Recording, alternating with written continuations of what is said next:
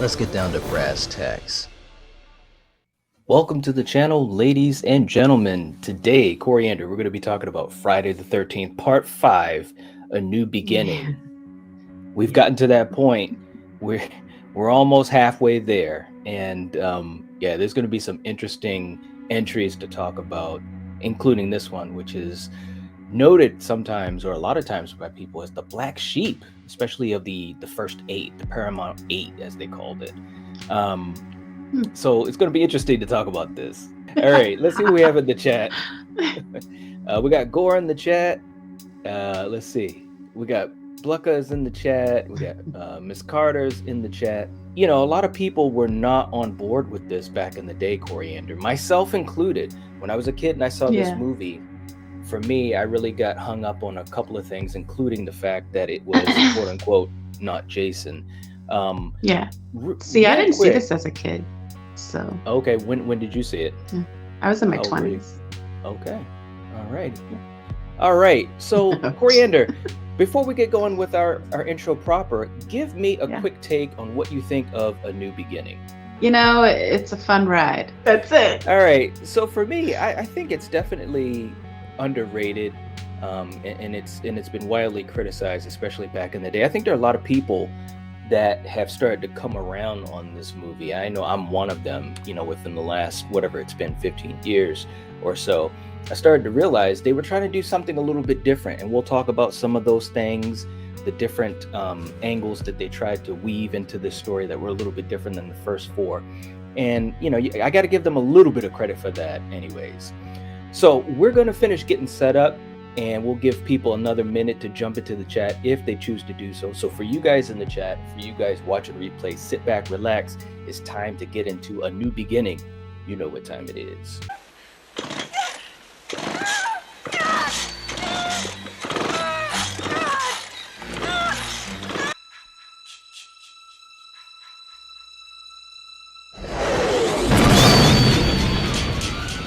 Okay, let's get down to brass tacks. You ready to do this, Coriander? Yep. All right. Ooh, baby. Ooh, baby. All right. So look. I thought you were going to have like Rat-a-tat-a-tooey in there too. Rat-a-tat-a-tat-a-tooey. Rat-a-tat-a-tat-a-tooey. Rat-a-tat-a-tat-a-tooey. Rat-a-tat-a-tat-a-tooey. Woo! All right, man. I'm a little disappointed. Look, man, you can only fit so many things in this thing, all right? So look, let's start this thing off, man. A New Beginning, they tried to do some different things. Jason was dead at the end of 4. He's actually dead. Thanks a lot to Tommy. So in the beginning of this movie, it starts off, what were you thinking in the beginning, man? There's Tommy, he's seeing the grave of Jason, and of course, you knew something was going to happen. And on the look of Corey Feldman's face, you could tell that as well. What were you thinking in this opening sequence? I loved how this began because, you know, you got to see Corey again, even if it was just for, 2 minutes, but, you know, still, it was nice to see him. And this dream sequence, you know, it just tells you what's coming in the future, you know? Oh, that's okay. Well, we're not at 6 yet, but I get what you're saying. I did like that. That's good. Yeah, man, it took me by surprise too, because I'm like, oh, wait a minute. So Jason, because at this point, we had never seen Jason dead. You know what I'm saying? Like coming out of the ground dead. So I'm like, well, what the heck is happening? And then of course we find out it's a dream. And Tommy is a bit older now. You know what I'm saying? So played by John Shepherd, who I think did a heck of a job.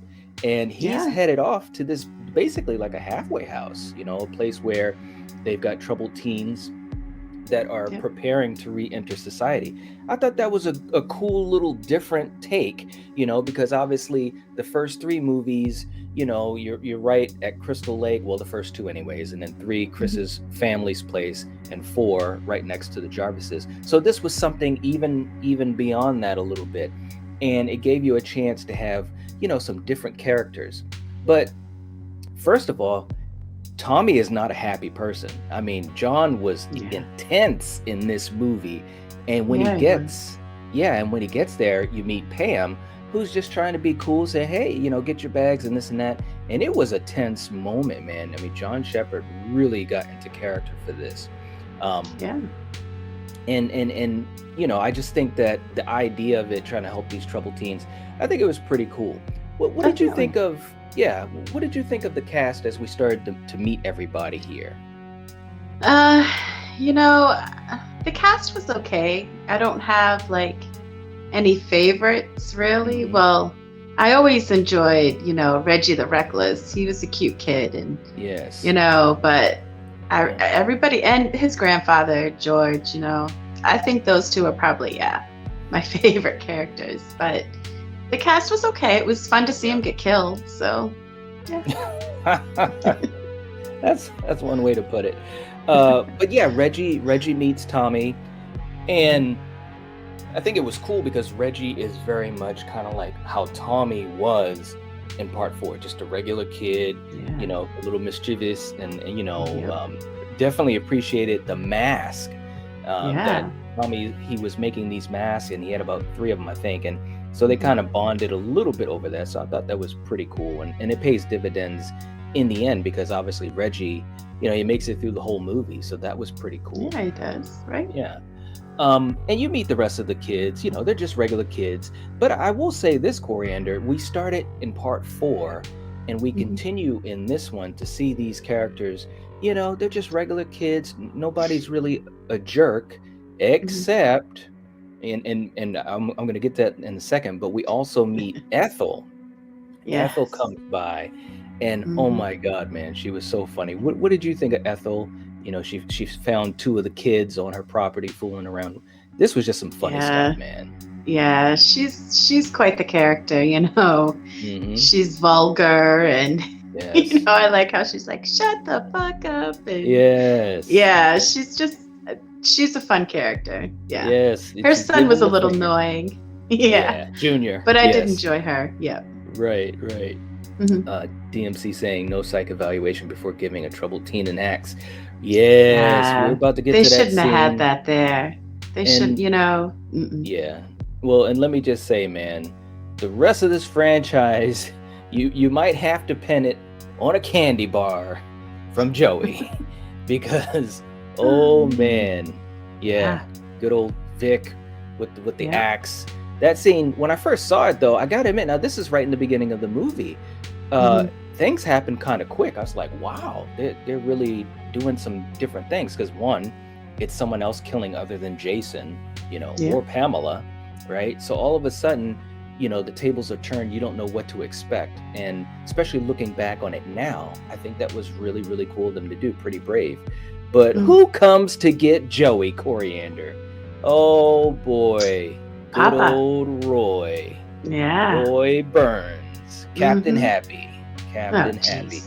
And look, man, like I said, the setup for this movie, it was pretty good for what it was. They originally wanted to do this thing where Tommy was going to be the quote-unquote new Jason.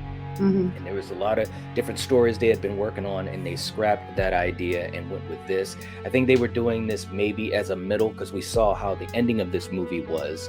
Part of that too was because Corey Feldman had different scheduling conflicts. He was filming The Goonies at the same time and all that type of stuff. So, but I think it worked out good this way. Yeah. What do you think?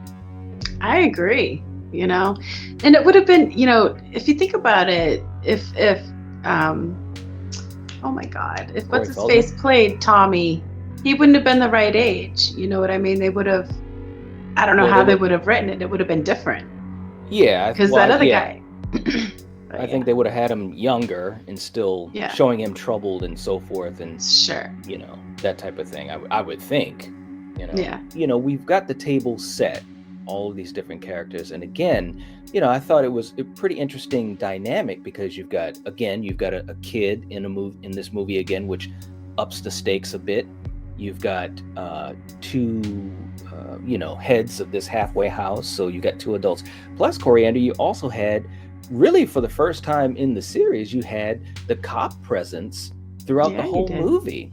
I mean, the sheriff was really there out through the whole movie, so it's really doing a lot of things different. As we know, and especially with horror movies, a lot of times you're either damned if you do and you're damned if you don't. If you keep doing the same thing, people get upset because they say you're just doing the same thing over and over again.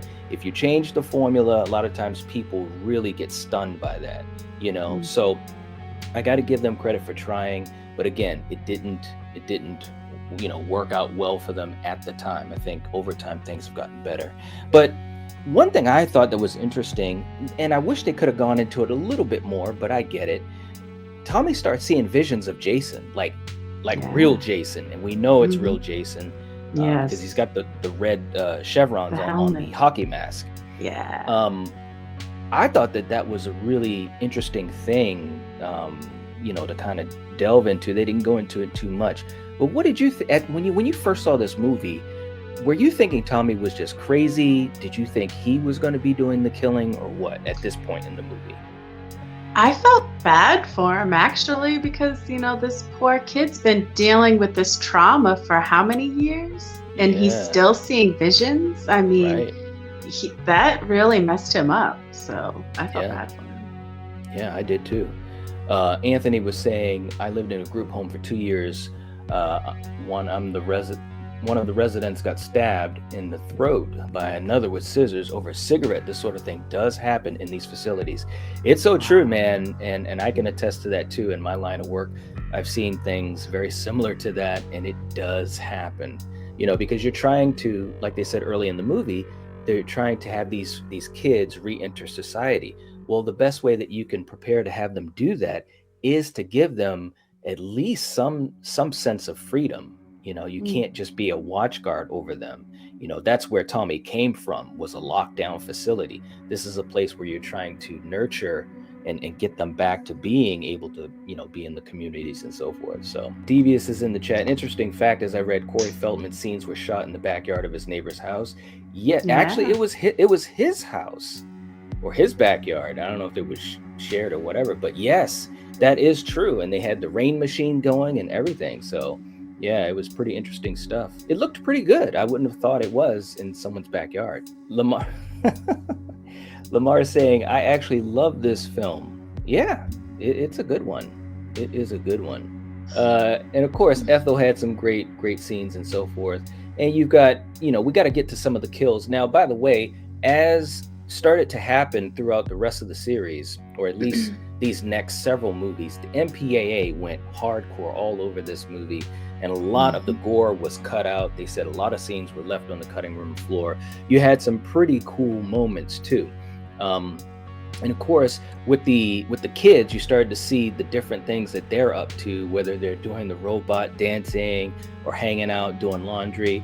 Of course, you've got Miss Deborah Voorhees, who obviously has been doing a lot of stuff in the horror community lately with 13th Fanboy and so forth. You had her scene. Which came up, which actually was a really graphic scene the way it was shot. What did you think of these two kills between these two? Because I thought they were actually done very really well. Good. Yeah, hers was really good. Yeah. With like you said, here in the crunch just made that whole scene. You didn't have to see it. Yeah. And his, I mean, like he said in an interview there on the Crystal Lake Memories, he's like, how many people have died this way? Everyone's either hatcheted or, have like a machete. So yeah, I thought that those two deaths were definitely a standout.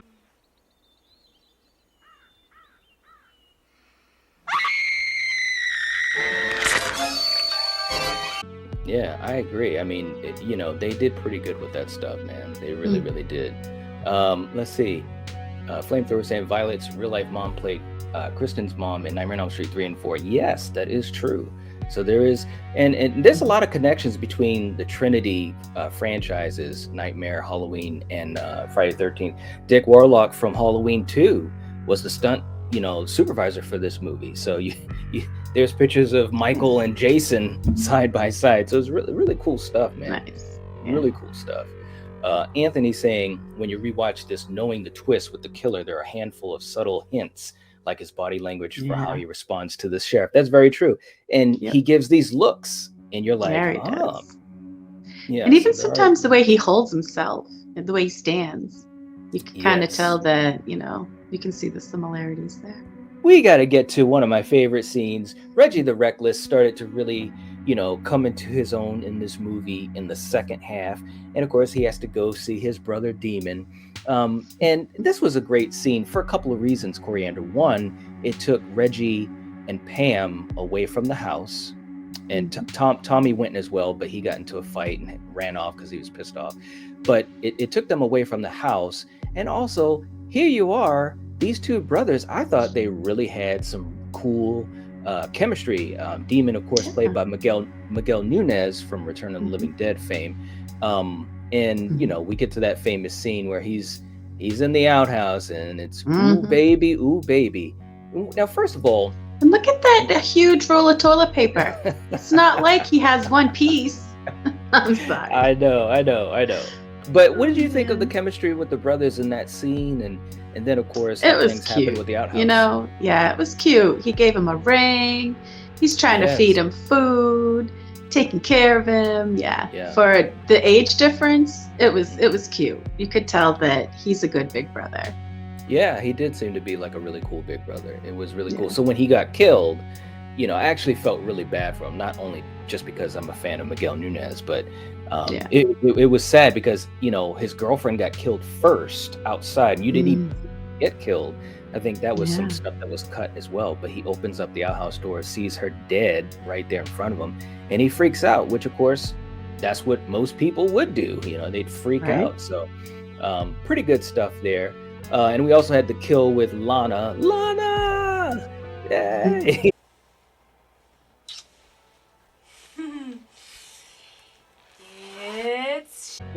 So what?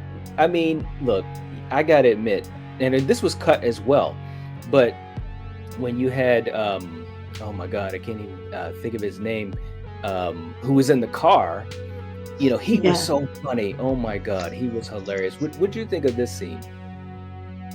It was a good scene. Billy, his name's Billy. That's right. Yeah. It was, it was. All these scenes, they're enjoyable. That's why I said it was a fun ride. Yeah. So it was good. He gets what? What did he get? He got axed in the head. Yes, he did, and she got it in the chest. So both of their scenes, I mean, it just shows don't do drugs, even with imposters. You still can't do drugs and have sex. You can't. Well, it's still part of the rules. It's still part of the rules. But what I thought was so funny with Billy, like just his little, his singing and his little comments, his little jabs, and what is she doing? And he's pulling out the drugs. Here it is. It's right there. I love it. The forecast for today. Sunny in the mountains and this and that. It's just funny stuff. Sunny in the valleys and snow flurries up your nose. Man, he was funny. Gore saying nice trivia night. Oh, thank you so much, man. And we try to throw some stuff out there every once in a while because there are, and we could spend a whole episode just talking about trivia because all of these movies, especially with Friday, this series, there's a lot of behind the scenes stuff. Eric saying Miguel Nunez always makes a horror movie great. Very true. This, Return of the Living Dead, or even Knight's favorite Leprechaun 4. Look, man, you know the rules, Eric. We shall not talk about that. But Miguel is great, so that's okay. So at this point, everybody's separated, and Pam realizes that everybody's, gone. They don't know where the grandfather is. They don't know where Matt is. And she's like, look, I got to look for these guys. I'll be back. So they split up. And that's when stuff starts going down at the house.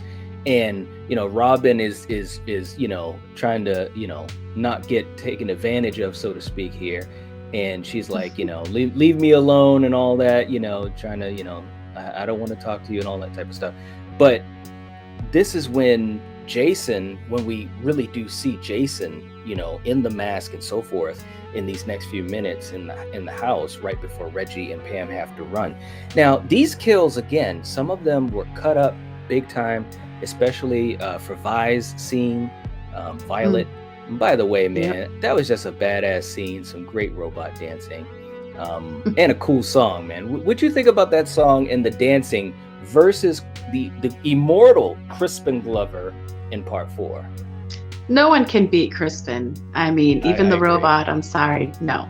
But the music, I mean, it's so 80s, and yeah, it was great. It is, man. So Coriander, the bad news is Jason's coming to kill all these kids while Pam is still looking for Tommy and trying to figure out where he's at.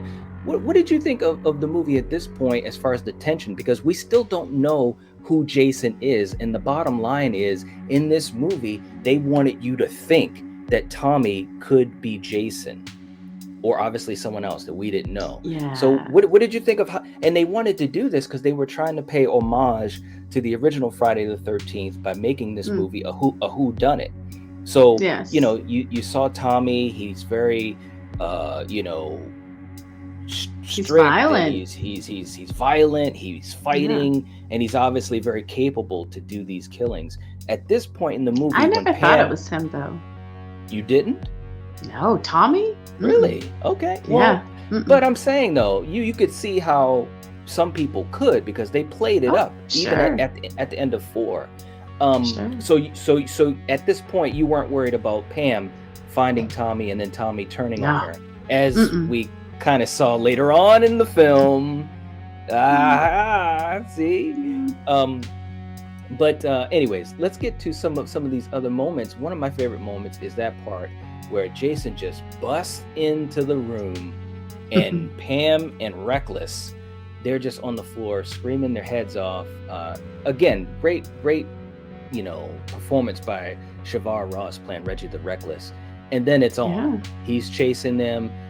They're running through the rain. Melanie he took Kinnaman, off too, man. Yeah, he left. He did. What the hell, her? I mean, yeah. He left her in the dust. Pam. Yeah. Yeah, man. Yeah. But Melanie Kinnaman, who played Pam, talked about the conditions that they were shooting in were horrible. I mean, they were just totally just miserable shooting this finale. Now, I had no idea where this was going. We know it has to get to the point where Jason is either going to kill or about to kill, you know, the final girl. And sure enough, it looked like it was going to happen. She's on the ground. Jason's right there. And that was so stupid too. She had so many opportunities to get the hell up and run, but she crawled like how many feet? It's like, come on. She was traumatized. Oh, please. Get up and run. It's life or death here. No matter how traumatized you are. Let me just say something. Well, first of all, it's a trope in horror movies, but for real, all seriousness, and even in martial arts, people just instinctively fight, flight, or freeze. And a lot of times, but it's not the first time she's seen him. No, I know, but a lot of times people will never know which one they're gonna do until they're in that situation. So when she fell down and she was trying to get up in the mud and the rain and slipping, that's better than just running and tripping over thin air. No, because usually in the mud. Well, it's come on, raining and muddy. I get it, but she needs to get up. I'm sorry, and I get it's a movie, blah blah. But come on, I know we've seen. You know, anybody would be, yeah. We've seen a lot worse than that, though. But regardless, though, Reggie comes to the rescue. He comes to the rescue because he knows the score.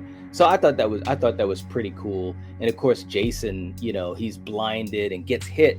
And they were talking about that stunt. Tom Morgan said that was one of his favorite stunts. And it's funny how you never think about the things that stunt people have to do in these movies. I mean, they really go through a lot, and especially back these days. I mean, it's not like they were paid a fortune to do all these fantastical things, man. But it was cool hearing him talk about that, saying that he really enjoyed that stunt. But they're checking him out. They're hoping he's dead. We know he's not dead, and so. The finale happens in the barn, which, you know, is familiar territory, just like in 3. Now, when you get to this point, and still we have no Tommy yet in this story, how did you think they were going to get out of this? Because it's just Pam and Reggie, you know? Yeah. I didn't know how they were going to get out of there, you know, because it was smart to kind of go upstairs and kind of, you know, kind of trick them like they did, even though it kind of backfired a little. Yeah. Well, hey, when you come out with a chainsaw, you know what they say? When you got don't bring a machete to a chainsaw fight, unless the chainsaw runs out of gas. So that scene, I thought it was a really cool scene. Pam was pretty badass in this part, but again, the gas ran out. And kind of had a night. That's an old trope as well.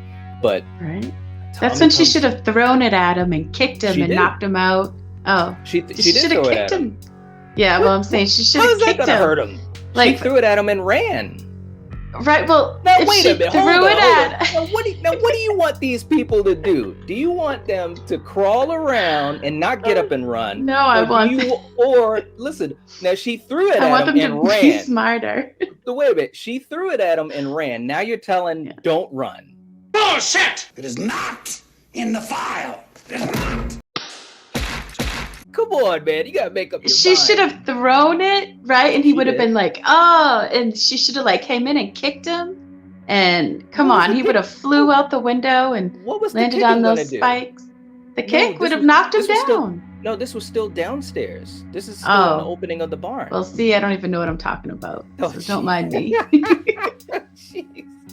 Oh, man. Gore talking about, she said she was treated badly during filming. Yeah, there was a lot of talk about Danny Steinman, who directed it, was very abrupt with the actors.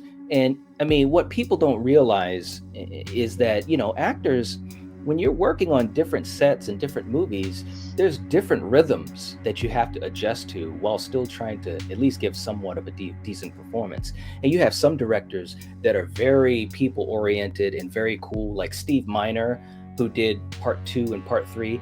Everybody on both sets of those films said he was great. He was like one of the guys, one of the kids, because he was a younger director too.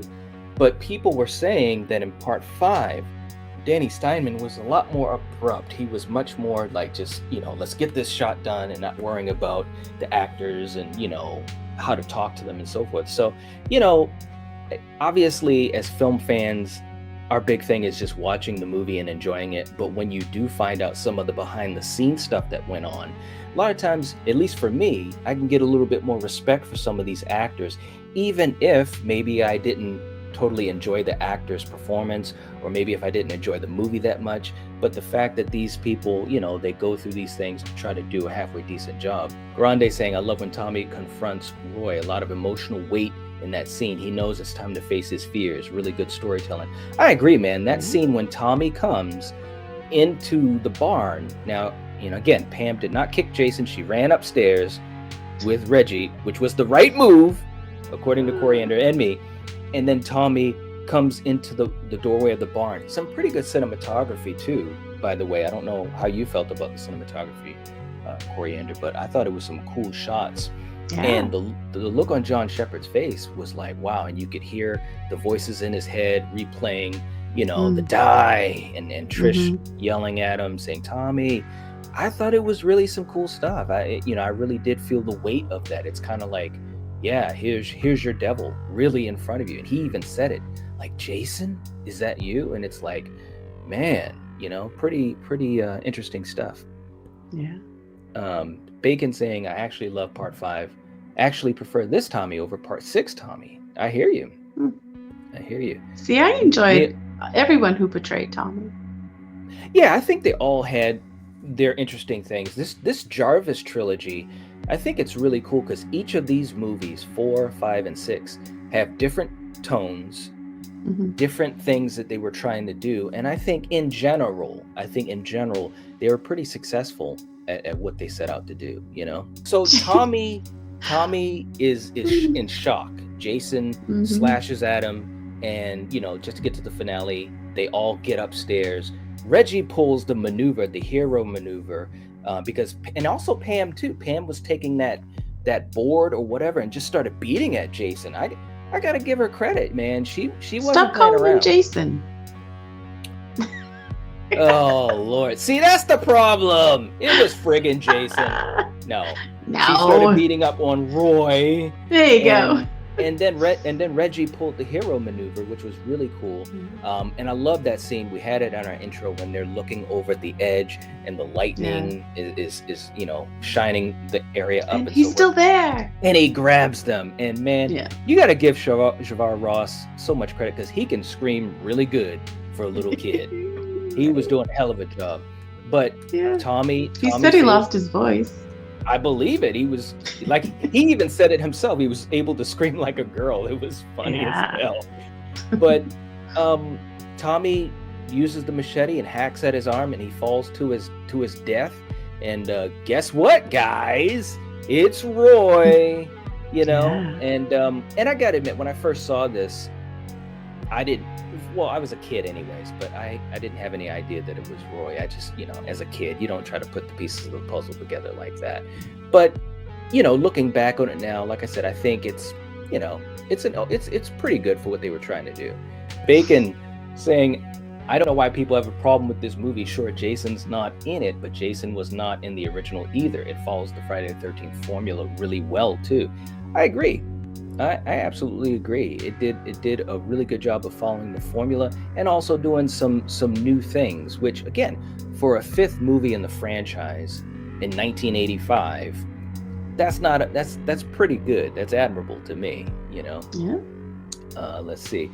Eric said, I always thought it was hilarious that Roy had a newspaper clipping with a full adult Jason's picture. Who in part 4 took that picture? Right? That's right. Hobbs says that was his senior pick. Oh, no. Yeah, right. Oh man. But let's get to the stinger, Coriander, because after all is said and done, Tommy's back in a hospital, same old thing. But Reggie and Pam, they're safe. Reggie is, the poor kid was knocked out. Like he was just tired from all the freaking stress and yelling like a girl. But Pam goes to check on Tommy, and that's when they talk about it was Roy. Roy did it, and the reason why is because Joey was his son, and Roy just lost his mind, and so forth. But she goes to check on Tommy, and she goes and talks to him, and then all of a sudden, like if this would have happened, I knew this what it was at this point. He has a machete right beside him in a hospital bed, and he stabs her, right? Yeah. And then of course we realize that that's a dream, but this was a cool scene. I would have loved to have played this scene, but he's lying in bed in the hospital and he looks up, and then all of a sudden the camera pans to in front of him, and it's Jason, the real Jason with the red chevrons. And I was like, wow, all right. And are they going to go there? You know what I'm saying? And then you see him go to his drawer, and a really cool iconic shot where he picks up the mask, and you really don't know what's going to happen. But then Pam does come to see him in his room to check on him, and sure enough, you have the stinger where she walks into the room. She hears the window breaking, because like Killian says, Jason does not like glass, so I guess Tommy is trying to fulfill the legacy. And she goes into the room. She's like, oh my God, he jumped out of the window or whatever. And then the door shuts behind her, and there's Tommy with the knife and the hockey mask on. And then it fades out. I thought that was a great ending. Even as a kid, I was like, what? The ending was like, it was a nice little stinger. What did you think of the ending? I don't know. It wasn't bad. It kind of fit the movie. Because I don't know, it wasn't bad, It wasn't bad. It didn't hit too hard for you though. No. Yeah. Okay. All right. I can understand that. Gore saying when it first came out, this movie was hated because it wasn't Jason. Interesting how things change. It's true, man. And we've seen that. We're going to continue to see that. There's going to be movies that have come out in the last couple of years that weren't well received. And I'm sure down the road, people are going to say, and now I've given it a chance, or my mind has changed. I think that's kind of always how things go, especially with horror. Eric saying, I wasn't a big fan of it being Roy. Thought revenge for Joey was kind of lame, but I love that final shot of Tommy. Reminds me of the ending of Halloween 4. You read my mind, man. No, with Loomis and yeah, it did remind me of that as well. It really, really did. Devious saying, best things about are the haunting music score, disturbing performance of John Shepherd. There are a few darkly funny moments. The death scene in this film are the most creative. Yeah, and there were a lot of death scenes too. How many kills were in this movie, Coriander? There was 20 something. There's like 19. 19. Yeah. It's pretty crazy. Neil saying, I think in retrospect we realize a lot of these sequels are better movies than we thought when they came out, not just in this franchise but others. You are correct, Neil. You are so correct. And that's why I always try to keep an open mind about things, because I have been a person that has changed my mind on a couple things, most notably this movie as well as Season of the Witch. It's just, sometimes you just have to look at things in a certain light, and you can kind of see what was really trying to be done. I can't wait till we do our ranking of it. I can't remember what we ranked it before, but it'll be interesting to see where it ends up for us. Grande saying, I saw this on 35mm a few years ago. It was incredible with a crowd. I know it gets hate, but it will forever be my fave. The most colorful characters, innovative kills, sleaze, and a twist. Long live Part 5. Yeah, man, it was some good stuff. It really, really was. I think it did a heck of a job. And it tried to do new things, and I got to give them credit for that. I'd rather see a franchise try to do new things, and even if it doesn't hit right, at least they try to do some new things. I got to give it a little bit of credit for that. But we also have some fun facts that we wanted to go through too, Coriander, real quick. And the first one, we're going to be talking about our good friend, Mr. Corey Feldman. Yeah, the scenes were shot in the backyard of his neighbor's house, which we already talked about. Okay, yeah, so it was his neighbor's house. I think Devious was talking about that. Yeah. Next, we have You Know His Name. This is the first film in the series where Jason is actually referred to by his full name. There you go. All right. Jason Edward Patrick Voorhees. All right. I'm just playing with you. I can see the look. I'm like, Patrick, what the hell are you talking about? Our next one is about Tommy Jarvis. Yeah, John Shepard researched the role of Tommy by working in a state mental hospital. Wow. And I just want to say something else too. He really was committed to this role when he knew the type of role he was going to play. He didn't know it was a Friday the 13th movie, but he knew the type of role he was going to play, and he worked at that aforementioned place, and he was really thinking that this movie was going to get very deep and dark into his psyche. When he found out that it was a Friday the 13th movie, he admitted that he was a little disappointed, but he went into it with a mindset to try to do the best job he could, which I think he did for the role. Our next one is good old Ethel. Yeah, Ethel's death scene was originally more graphic. There was a prosthetic head made that showed the machete forcefully destroying her face. Oh, wow. Yeah, that would have been something. Yeah. There was a lot of stuff on the cutting floor, though. There really was. Yeah, there was. Yep. Okay, and lastly, we got Lana!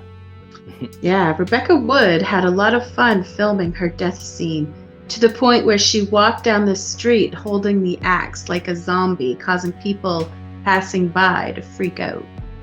Oh, wow. That's crazy. But I got to give her credit. That's pretty funny. I like that, getting people all riled up. That's pretty cool. Real quick, Hobbs is talking about, oddly, another fact, the original name for Jason was going to be Josh. Yes, and we talked about that. We talked about that in, I think it was, I think it was in our first episode in the series. So, yeah, it was going to be Josh. Thank God it wasn't. Yeah, thank goodness, man. I'm telling you. But yeah, guys, that's pretty much all we have for a new beginning. There's a lot that we could talk about, but we try to make this something that we can kind of just tell you guys the high points and some of the trivia. We do plan to do a few episodes that will be kind of adjacent to just the movies themselves, talking about maybe some of the fun facts or some of the characters and favorite scenes and stuff like that. But let us know if that's something you guys would be interested in the comments section, because this is a franchise that's really special to all of us. Coriander, myself, Killian as well, and we've loved this franchise since we were young. So, and Jason is just, he's just the man. And also, guys, if you have not picked up stuff like the box set or Crystal Lake Memories, which is available physically, it's also streaming. It's also a wonderful book that's great on your coffee table, a nice conversation starter. I'm telling you guys, there is so much information on this franchise that I did not know. I mean, and not that, I know everything, but, watching these movies for so many years, there's just some things that you may never know unless you look for information or you get to see some of these things that talk about it. So I would definitely recommend those types of things.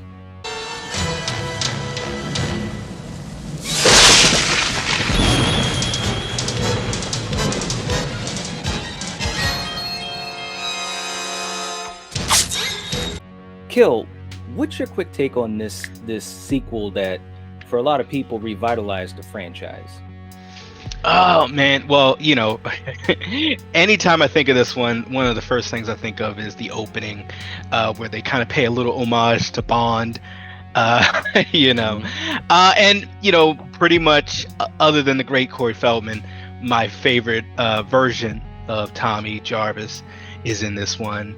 So yeah, I love this one. Those people that don't like this one, I'd really like to know what you don't like about this one, because this one's damn near perfect to me. All right. How about you, Coriander? All I have to say is he's back, and yeah, very excited. The man love behind the music. The mask. Right. I was gonna sing it, but I was like, no. Well, you should. Castro was saying, love the Alice Cooper song from this film. And good point. Vass was saying, can't believe New Blood made more money than Part 6. Well, I think part of that is because there was still that hangover from Part 5 and how that really divided the fan base. You know what I mean? So I think Part 6 was kind of like people were just kind of tiptoeing into it.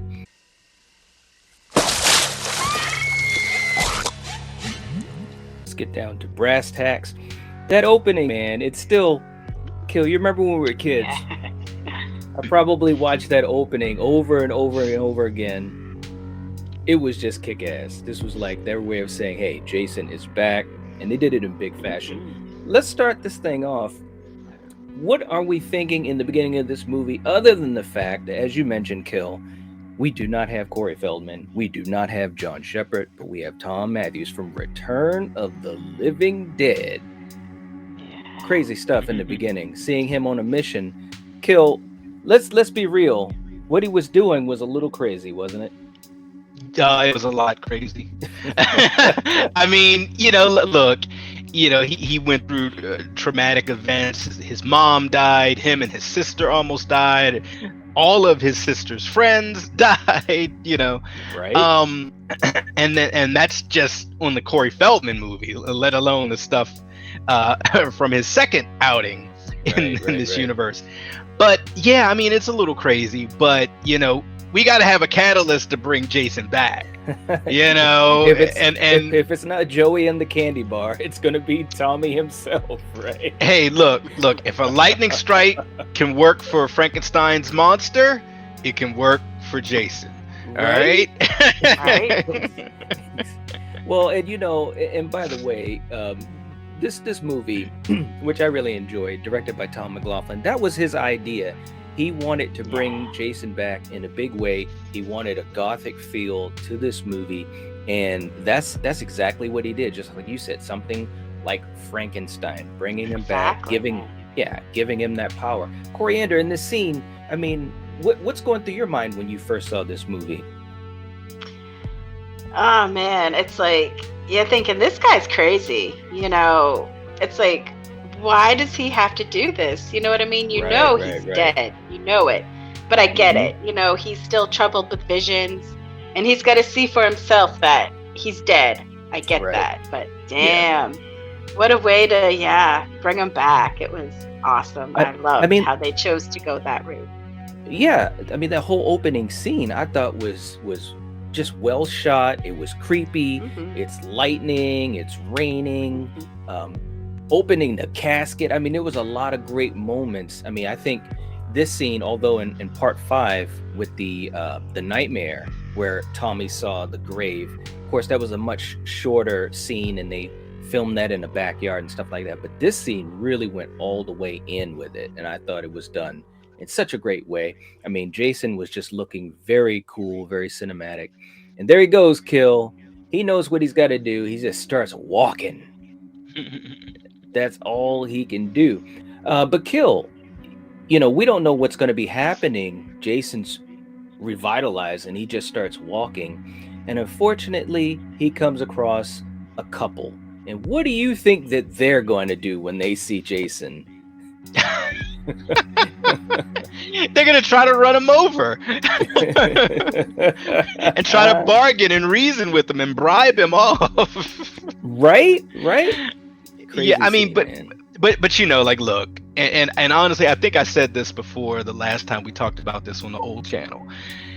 Ladies and gentlemen, if you are driving down a road, it's dark, it's deserted, and you see a man, a woman, a cat, dog, anything wearing a mask in the middle of the road, you leave that man, woman, cat, dog alone. You leave them alone and you just turn around the other way, because they have ill intent for you, and on top of that they're holding a fence spear, Right. like look at Mr. Happy right there. You see that, and this poor couple, they're just trying to get out of the woods and this and that. Yeah. And credit to, and that's Nancy McLaughlin, Tom McLaughlin's wife, who played Lisbeth, and credit to her. She knew the situation. She knew what to do. She wanted to get out of there. But your boy, he was trying to, as she said, "You're not Dirty Harry." He pulls out a pea shooter. I mean, you just knew it was going to be really, really bad. And this scene, of course, almost had a huge accident. But Coriander, what did you think of this scene? I mean, this is the first time, other than Horseshack, that we're seeing Jason up and about, and he's chilling and killing. Yeah, this is great. And, it's such a joke when you see this tiny little gun next to this huge, menacing looking man. It's like, wow, that's not going to do a damn thing. And yeah, it was a great scene, so very enjoyable. And that scene where he takes the spear and he basically goes right into the vehicle to strike at Tom McLaughlin's wife, Nancy. They almost killed her because the window did not break the right way. And you can actually tell when you see the movie that it kind of hits and then it kind of bounces off the window a little bit to the corner. And yeah, that was a close call. And fortunately, nothing bad happened. Vaz was saying, great move introducing zombie Jason. Now he's supernatural. You can roll with all the unbelievable stuff Jason is doing, unlike part 4 where he's teleporting all over the place. Right. and sure enough, DMC beat me to the punch when she gets out of the vehicle and she's trying to offer him money and credit cards. I mean, Jason's basically like, look, I don't deal in that type of currency. I mean, seriously, But good scene. Kill, take me through what you were thinking after this point, because we actually start to find out about, our cast and our people. We see the folks in the woods playing their little paintball game, and that was some funny stuff too, man. Yeah, I mean, they start to show a cast of future body bags. Hey, if you're in Jason's woods, even if you're doing a company group activity paintball game, you chose a bad time to go for the company outing. So we're introduced to those guys, and then of course we're introduced to a new crop of counselors, and this time the kids are coming. So it's not like before where, we're prepping for the season, we're gonna train to be the best counselors, we're gonna practice. No, this is like semi day one. The kids are coming, they're crazy, hopped up on candy, they're ready to get down, and you got these counselors. And it's funny, a lot of times in these movies, even if we don't get a lot of backstory with the counselors. We kind of get a feel for them. And in this one, we kind of get a feel. You know, for one, it's not that many of them actually in comparison to other. Yeah, in comparison to other movies in this franchise, this one essentially you pretty much had four of them. Yeah, it was a small number, man. Yeah, you know, and I gotta say, they didn't have my stereotypical like perv dude who wants to slip stuff in people's drinks. Right. You didn't really have that guy. You just had pretty boy back there that was like really concerned about his hair and bad at teaching the boys stuff like, all right guys, look, come on. All right, so yeah, I'm gonna teach you this. And they're like, is that really right? He's like, don't worry about that. You know? Exactly. So I really enjoyed the smaller cast because unlike some of the other ones, you had so much other stuff going on in the surrounding, you know, forest screen. Yeah, you know, they called it forest screen. Yeah. Absolutely. I mean, and the thing of it is like you said, it's a smaller group, you know, of the main you know, youngsters, and you also have that added element where you actually have kids at the camp, and it's like finally. And we teased a little bit of some of the adventures that these kids, or a couple of these kids, will have in our episode from the other week when we talked about what we'd like to see in a future sequel. But Coriander, I mean, let's just be honest. We introduced to the relationship that will take place between Tommy and Megan. I mean, what are you thinking at this point in the story? Because he gets locked up. He's going crazy, talking about Jason's back, and Sheriff Garris. I mean, he's basically like, hey, we don't want to talk about that stuff anymore. Right? Exactly. So it was kind of different because in this movie, Tommy is front and center, and he knows what's going on. He has all the information. Exactly. What do you think of Tom Matthews in his portrayal of Tommy, especially early in the movie at this point? You know, like you said, I loved him in Return of the Living Dead, and to see him playing Tommy was awesome. So, yeah, I really enjoyed, you know, Tom Matthews as Tommy, definitely. Absolutely. And, you know, like, he's just trying to warn these guys because he knows that they're going out to the camp, and he's like, look, Jason's out there. Y'all beware. And, yeah, his dad, of course, being like they always are. Oh no, he's dead. What are you talking about? And if he only listened, like Killian was saying, you know, if they only listened, these sheriffs, probably half of these people wouldn't have been dead. So yeah, man. Right? Absolutely, man.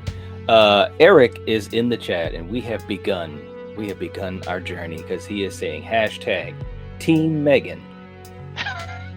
we know who that comment is for. Speaking of Megan Kill, I mean, at this point, we're 6 movies in. What did you think of Jennifer Cook and her portrayal of Megan, at least in this beginning of it? And you and me, we go a ways back because we used to watch V. So that was the first time I'd ever seen her, was in V, the series. So what'd you think of her?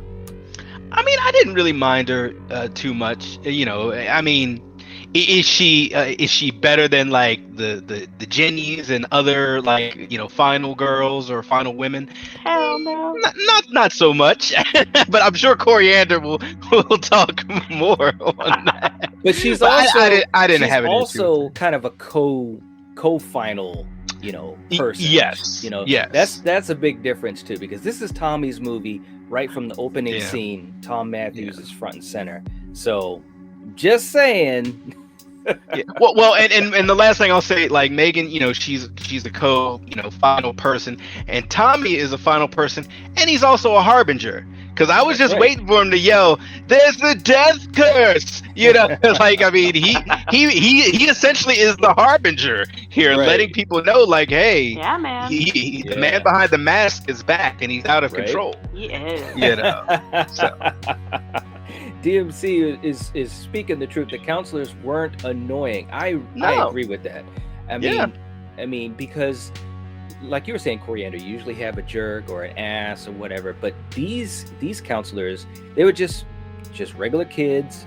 You know, they were fun enough to watch, you know, and nobody was a jerk. Nobody was like in some type of competition with each other. I mean, the most annoying thing you might have had was like when you guys are talking about. I love that scene. I did that too, was man. funny. When you got Court teaching the kids, that was some funny stuff. By the way, and I didn't know this, but Coriander, we just found this out.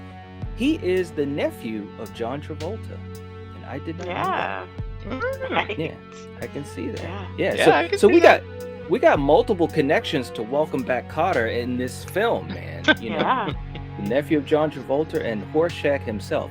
But let's just get to some of the important stuff. Let's get to some of the kills.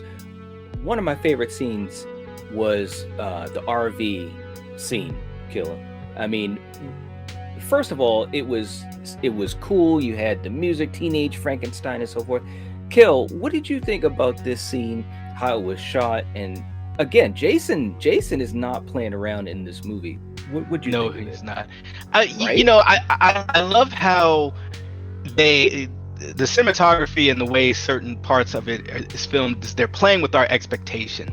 You know, for one, the kids, they're in the RV, they're messing around, the lights cut out. We know Mr. Happy is around somewhere, you know, and it's just like, all right, you're watching and you're like, okay, how is he going to ace them out? Right. And the young lady, I mean, she gets it bad. I've seen people be smashed into walls and things of that nature, but he imprinted her entire face through metal. Yeah. That is a really cool image, and how they did that, I mean, practical effects people. Well, it's great. They filmed it. They did it in slow motion underwater with plastic, pressing her face into plastic. It looks really good. It even still looks pretty good to this day. Yes. So it's like, again, practical effects, man, and finding a way to make things happen. Once again, it's a victory. And the last part of it is, you know, once she's aced out, the camera is, you know, the way the position is, we see the driver and he's like, hey, what you doing back there? You know, he's playing with the radio, and all we see is darkness, and you're waiting like, all right, come on. And it's like, where's Waldo? And then you see the mask, you know, and it's just getting closer, you know, and then he looks in the rear view, and this is how much Jason just gives no shits. He's like, exactly. I'm just gonna kill you, and the RV is just gonna boom, just flip and crash and burn. Hey, but I gotta kill you. Exactly. And then what a shot that was when the door just flies the hell off. Jason just gets up there and stands up, and he's just like, next. Victory pose. Victory pose, man. But you know, I want to say, and we'll kind of get to near the finale of the movie, but I want to say this was one of the things that I really do appreciate about this movie and what Tom McLaughlin was trying to do. He was putting in so many winks and nods to horror in general, plus making sure that Jason could be front and center. Coriander, I mean, he talked about, and we've seen this in different documentaries, he talked about how he put winks and nods to different directors and obviously the winks and nods to Universal Monsters and so forth. What did you think about that scene? And as a movie, I mean, so far being the sixth movie in the franchise, how do you think it holds up to the other films? I mean, this is an incredible scene and shot if you think about it. You know, you had Jason in the RV, it goes flying and crashing, you know, and it's on fire, and then there he appears, you know. It's like, it's a beautiful shot. And to see him, like, I remember my brother watching this, and me as a kid, I still remember walking by and looking in and seeing that scene, you know. Right. It's just a standout scene in this movie. So yeah, it was great. Yeah, absolutely. Anthony was saying, and this is a good point. In fairness, though, if you try to look at it strictly from the sheriff's point of view with all the information he had, I don't think he was that unreasonable. Yeah, I agree with that. I mean, you got a kid coming in, you know, saying all these things, and it's like, what? You know, I'd feel the same way if I was the sheriff. Emil saying, worst one for the Tommy Jarvis character, had too many changes, like teenage Tommy compared to mid-20s. Made no sense. He was beating people's asses. Kill, what do you think about that? Because we we alluded to the differences in Tommy Jarvis, the way he was portrayed, and not to get too far into it, because I think we're going to work on an episode for that. But what did you think about the change that Tom Matthews brought compared to where he came from with John Shepherd's portrayal? Well, I mean, see, and this is okay. This is the issue I have, and I think you know where I'm gonna go with this. Yes. With the Shepherd portrayal, all of that stuff at the end, him putting on the mask, him about to murder someone that comes into his hospital room. Was that a nightmare? Was that a dream? Is he slowly going crazy or being possessed by rage and evil? So that is the issue that I have with that portrayal. Through the most of that movie, I didn't really mind up until that end, because it seems they were going to go in a different direction than what this movie came out at. Right. But exactly. They had to have changed it based on reception from this movie, and maybe popular opinion about the Tommy Jarvis character. Well, we don't want him to be the new Jason or be a crazy guy. We want him to be a hero. Right. And this interpretation is a more adult version who, for the most part, other than digging up Jason Voorhees, has come to cope, has come to deal with everything, for the most part, but still needs closure. I need to make sure that this guy is dead and is never coming back, and the only way I can do that is if I do it. So I'm gonna break laws. I'm gonna be a grave robber, dig this body up, and I'm gonna burn him, and then my buddy is gonna help me do it. Exactly. So anyone who does like that second portrayal of Jason, I get it, but you got to admit that ending, that's what messes it up for me personally. Okay, all right. Eric saying, as much as I loved and preferred John Shepherd, his portrayal wouldn't fit the tone of this entry. Absolutely. I mean, there's no doubt about that. No doubt about that at all. And John Shepherd was definitely, he was trying to show all that PTSD and the stress and the trauma and so forth. And it fit for what that movie was doing. But like you said, Kill, they had to abandon everything they tried to do. Well, they didn't abandon everything, but mostly everything as far as part 5. They didn't really, connect it to that or anything like that. So this was a different way that they wanted to go. They figured we got to bring Jason back. And how do we do that? And of course, they decided to have Tommy Jarvis be the one. But we do have a couple of fun facts, one of which talks about the whole idea of Tom Matthews playing Tommy Jarvis, and we'll get to that in a little bit. But Coriander, let's just get to the bottom line. Tommy has a game plan, and fortunately, Megan is the one that helps him. Megan is the one that helps him out of the jail cell.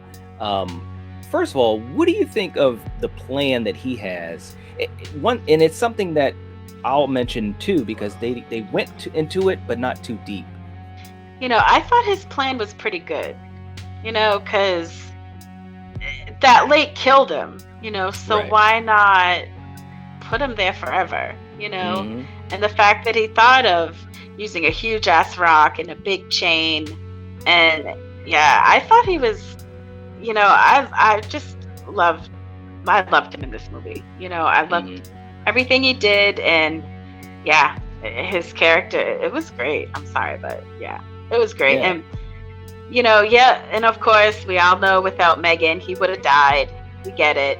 But he did all that work to get him down where he belonged. And like y'all said, this is definitely his movie. Castler was talking about something that we touched upon in our fan request episode. The little girl that was scared sold the fear very well. And her name was Nancy, little Nancy. She was up close and personal with Jason. And you had some scenes where, the counselors were definitely trying to, calm her down. Hey, it's going to be okay, this and that. And we also saw the scenes where a couple of the other kids, who, by the way, and I think Vass was saying, the kids were not annoying in this movie either, which is something that was pretty cool. But little Nancy, which was a nod to Elm Street, she definitely... She was pretty lucky in this movie, right, Kel? Oh yeah, she should go to Vegas That's how lucky she was. Exactly. But I did enjoy the way that they were coming up with this game plan on what to do with Jason, how to put an end to him. Because again, it kind of fits with the whole gothic vibe, the whole idea how they brought him back. He has to be put to rest in the lake. And you even saw Tommy had a book talking about the occult and rituals and all those types of things. I wish they kind of went into that a little bit more. You know what I'm saying, Kill? What'd you think? Mm-hmm. Yeah. Well, I don't. Hey, if they go into it too much, then you're gonna have Thorn. No. What I mean is, what I mean kill is for that, him. No. I don't mean like that. But what I'm saying is, they showed the book. A quick glance. There's a lot of people that didn't even see that because it's like quick. And you got to read what the title of the book is. I'm just saying, maybe just kind of going into the process that he was thinking about. How do I stop Jason? That's what I mean by that. I don't mean going to the point where it turns into like a satanic cult or anything. Hey man, look, I'm just saying we've been down that road before with Halloween.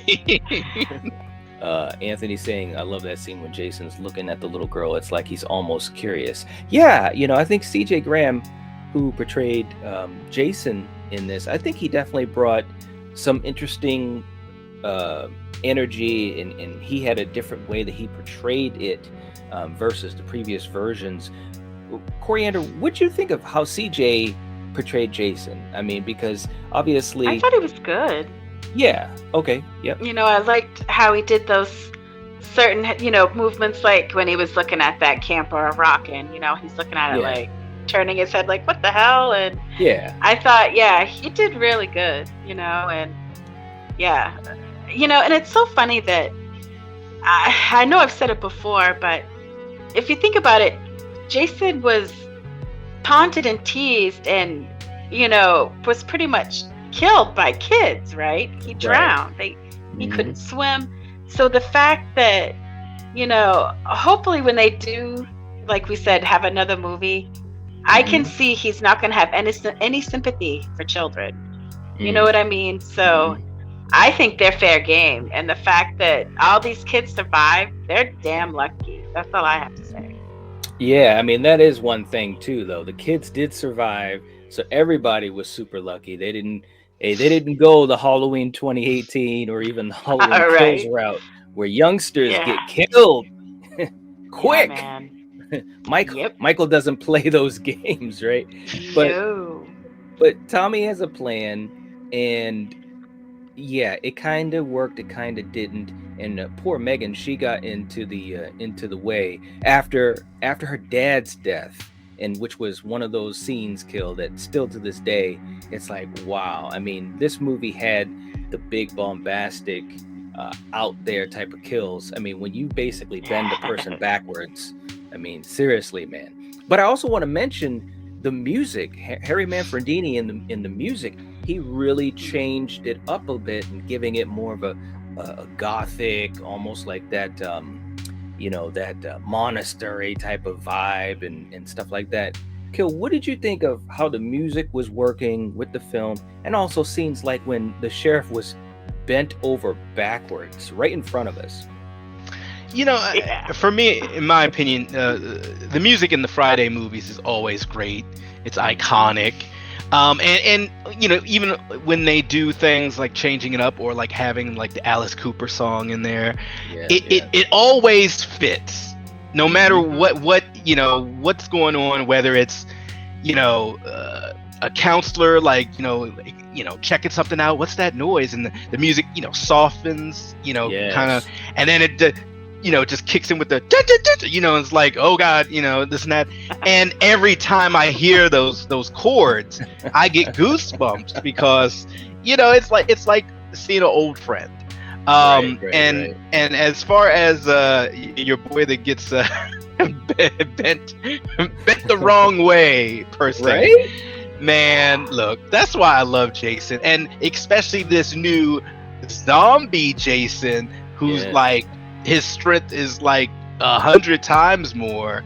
I mean, now they can really have fun with this and inspire future games like Mortal Kombat with fatalities. There you go. Exactly. Absolutely, no doubt about it. But yeah, I mean, and just to also mention with the music, and by the way, I've got the vinyl.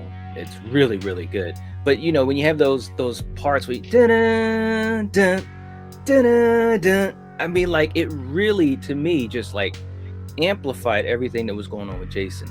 But yes. Look, Tommy's got the plan. He's in the lake. I don't know if I'd want to be in the lake taunting Jason, but it is what it is, Coriander.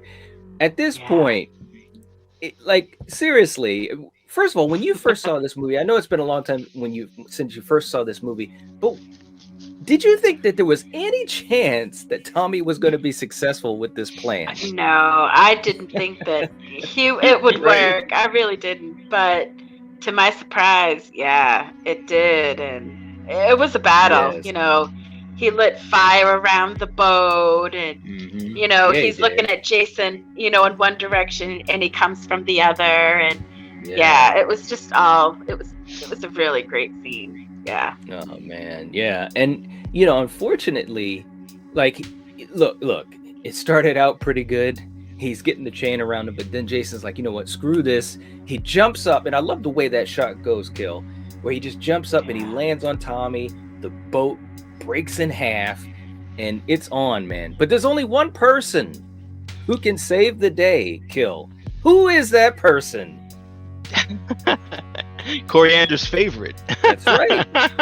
That's right. She comes and she saves the day. Not only does she kill Jason, quote unquote kill, which I gotta admit, that was a cool scene. Using he was already dead. She didn't kill him. He's already dead, man. You know what I mean. Don't you get? Well, you know what I mean. I just have to say that. You Megan hater. No, but seriously, this was a great scene though. As far as wow, I mean, what are you gonna do? And it was kind of like they had two things that they did as far as having him at his resting place and also snapping his neck. I mean, like I said, it was pretty cool. But Coriander, seriously, when that scene happened, I mean, come on, you had to have enjoyed that scene with the motor and all that. Come on, right? Well, I gotta just say, she should have snapped into action, and instead of waiting 5 minutes after Tommy floated up on the lake, and it wasn't. She just wasn't quick enough. Oh God. Kill. What did you think about this?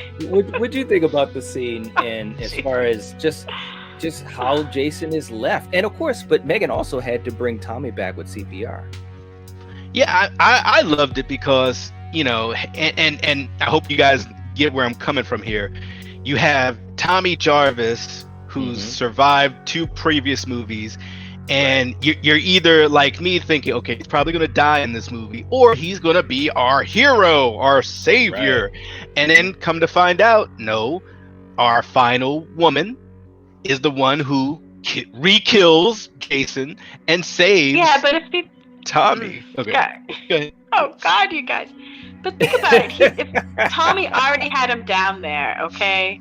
If anything, she just saved Tommy. That's all she did. Because Jason was already down there. He wasn't going anywhere. How do you know? I'm just saying. Jason, come on. And we do know that there's and I forgot how many years, but there are some years between this and the New Blood. So if she didn't do what she did, Jason would have been back up at some point much sooner before Tina came along. Maybe. Come on. Maybe. Of course. You don't know. Yes. You don't know. But seriously though, she saves Tommy as well, and then again we just have that really cool shot at the end. Very, very awesome cinematic. So again, this movie, of course, at the end though, you see that part where his eye killed. We know that he's definitely back. But we got a couple of fun facts too that we're going to throw out. He never left, man. He left in 5. Tommy killed him. Well, of course, Tommy killed him at the end of 4. Of course, but he was brought back, man. Come on. That's right. Thanks to Tommy. You can't kill something that's already dead. Oh, you mean in this movie? Correct. Okay, yeah. Well, obviously, He's Zombie Jason. But let's get to a couple fun facts we got. And the first one is really, really interesting. The first fun fact that we have, I'm going to read this one, Kill, and then we'll switch back and forth. You're welcome, Ghostface. Years after the release of this film, Kevin Williamson told director Tom McLoughlin that this film had a huge influence on him growing up and helped inspire him to write his meta slasher film Scream. Oh, there we go. So the bridges are made. This movie, and I do want to say this too, this movie definitely did some interesting things, and this was even before New Nightmare. So a lot of people, and no disrespect to Wes, because we love Wes, and New Nightmare was a hell of a lot of fun, but a lot of times people talk about that, as a big influence to Scream, but come to find out, Jason Lives did a hell of a lot of inspiring, so I think that's pretty cool. Our next fun fact, Kill. Tommy. After becoming a born-again Christian, John Shepherd, who starred as Tommy in A New Beginning, didn't want to reprise the role. Yeah. So, I mean, that's basically, and that's happened several times in the franchise where actors decide not to come back for whatever reason, whether it's scheduling or negotiations fall through. It happened, with Adrian King. It happened with Amy Steele. To some degree, I think there was a little bit of that happened a few other times in the franchise as well. It's just interesting stuff. The next one we got, location. Filmed at Camp Daniel Morgan in Covington, Georgia. Nice. And I really enjoyed the setting of this film. It had a really cool look to it all the way through. All right, Kill. Runtime. 86 minutes long. It's the shortest Friday the 13th movie. Wow. Now, especially for us as kids, Kill, would you have thought that? I did not. It did not feel like it was a short Friday the 13th movie. No, I mean, to me, it felt like it was the standard length, but I think a lot of that comes with good pacing. Good point. Yeah. This movie, what do you think of that, Coriander? Because, we've talked so much about all of these movies, and I think this movie really has great pacing, especially of the first six. It really does. Yeah, definitely. Yeah. I agree. Miss Carter is saying, sounds like Coriander is ripping Jason Lives a new one. No, I really enjoyed this movie, but for me, Tommy's like the real one. He did all the fucking work. That's all I have to say. And they both, everyone knows it, so. I know, but I'm just saying, everybody's like, oh, Megan. I get it, but Tommy I was even trying to avoid this whole shit with Megan. So. Well, it is what it is, because we had to talk about, but it's a flip. It's a reverse of what happened in part 5, because in part 5, Pam was more front and center than John Shepherd as Tommy. And in this movie, it's reversed. Now you've got Tommy that is front and center. The first time out of the 3 portrayals, this is the first time that Tommy Jarvis is front and center from the first shot of the movie. So, of course, he's going to do all the work. But anyways, the next thing we've got, the original idea for the movie, Coriander. McLaughlin's original script featured a scene of Jason's father, Elias, visiting his grave.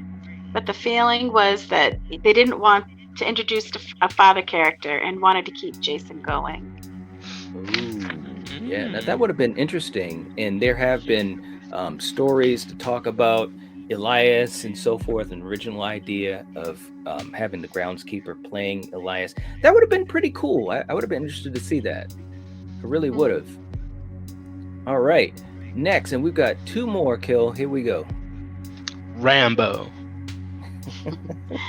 Jason kills Court with Rambo's Black Bowie knife from Rambo First Blood Part 2. Hey, here we go. Good movies. Bridging good movies. And our last one. Hell of a knife. Exactly. Jason's death? The scenes where Jason's neck is sliced by the propeller were shot in McLaughlin's parents' swimming pool. Wow. Very, very cool. They did a heck of a job. I mean, everything looks They actually good. shot that scene in 3 different places, but that was one of them. Yeah. Nice. But anyways, guys, I mean, this movie, it was good. It was a good entry, and we had a lot of fun with it. It's been one of my favorites in the franchise since I was a little kid. And I mean, they did a hell of a job. Shout out to Tom McLaughlin and the cast and crew, because I think they did something to the franchise that really affected everything from that point on. You know, they had to save the franchise, and I think they did a great job. Yeah, absolutely. Definitely. Yeah, absolutely. Not to put shade on part 5, because I think part 5 is, I really enjoy 5 for what it is.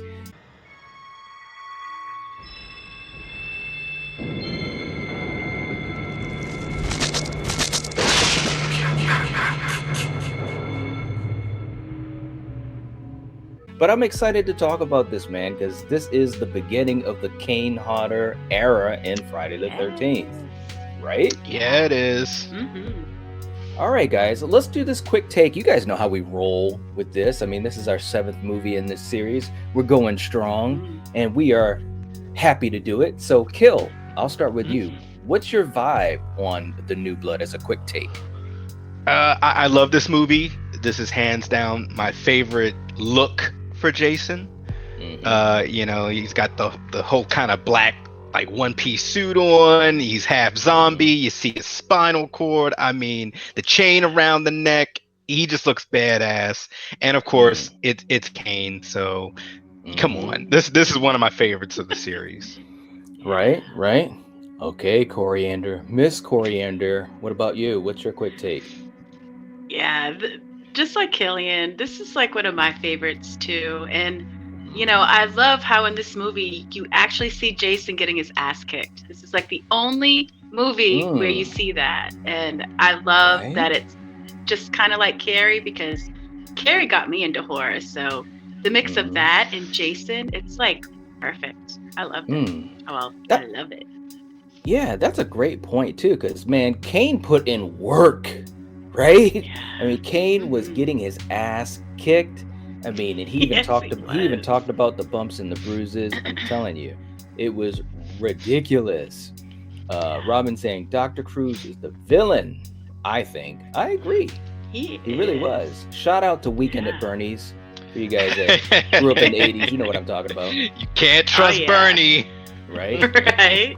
Valerie saying 7 is one of my top picks of the franchise. There we go. You know, guys, I'm glad to see that 7 is getting some love, because I know for a while, especially back in the day, it wasn't getting as much love. And I'm glad to see that people are enjoying it. So we're going to talk about those things, talk about some of the high points with you for a few minutes. The axe in the head is my favorite kill, right? That was a good one, too, man. Yeah, that chick deserved it. Right? And if you guys do have questions, we'll answer some of those questions in a little bit too. I see a couple of questions here, so hopefully we'll try to get to those in a little bit. The sleeping bag kill, do I need to say more? Right. Absolutely. Yep. Absolutely. Absolutely. Although I do have to say, I do like the sleeping bag kill in 10 better though. That one, yeah, good call. All right, guys, let's get through some of the high points and talk some Jason. I mean, Kill, let's start this thing off, man. The movie starts up. The wonderful voiceover by the late, great Walt Gurney, a.k.a. Crazy Ralph. The Jason Voorhees curse. Some have tried to stop him. No one can. It's great shit, man. What were you thinking, man? Man, I loved his character before he went away. He's the OG Harbinger, man. It's the dead curse. Right. What's really interesting for me is this one coming off the heels of the last one, which kind of was the topper of the Tommy kind of story arc, which between that one and this one, they're two of my favorites of the series. So for me, it's kind of like a bang bang. And of course, like Coriander said a little earlier, this is the beginning of like the Kane Hodder run. And you know, I just love this one just for so many reasons. Not only because Kane and the physicality that he brought to it, or the look of Jason, but this is also kind of, you know, if you're a fan of like comic books or X-Men, this is like Tina before she joins, you know, Xavier's School for Gifted Youngsters, man. Right, Jean Grey. yeah, because she's badass, and like Coriander was saying earlier, we never see Jason getting his ass handed to him, right? And he was catching a bad one left and right. Yes, he was. So yeah, I mean, this one, man, it like, for one, just the way it starts off with the voiceover, it just started off on a good foot for me. So I could keep going, but I'm gonna let someone else talk because I really love this one. Absolutely. Well, Coriander, let me know what you were thinking. I mean, we start off and we see this young little girl. We have no clue what's going on, but what we do know, as you can see on the calendar, it's October 13th, and that's a Friday. So, you know, introducing this character the way they did, you know, what were your thoughts in the beginning of this film and how they kind of started to flesh Tina's character out? I mean, it was good. You know, it showed that she came from a dysfunctional family. Her father was abusive to the mother. Mm-hmm. You know, so this poor kid obviously just wants to protect her mom. Yeah. And, you know, you see, she's got telekinesis powers, and she, kills her dad, and that's tragic. And she obviously regrets that for pretty much up until, you know, till however old she is now. Mm-hmm. So that obviously that really, I mean, who wouldn't affect that? You know, who wouldn't be affected by that? That's crazy shit.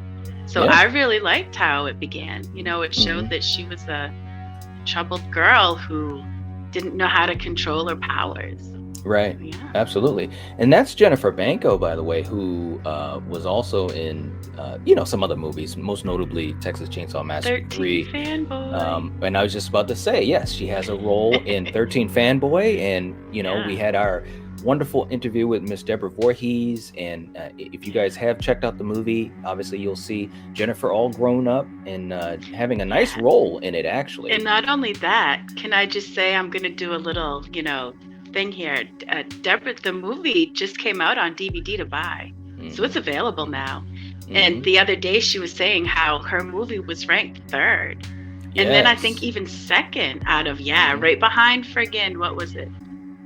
Scream, I think it came out first. So her movie's doing really good. Excellent. Good. Yeah, absolutely. Try to support Deborah Voorhees, because there were a lot of Friday the 13th old schoolers in that movie, and it was good, man. It was good.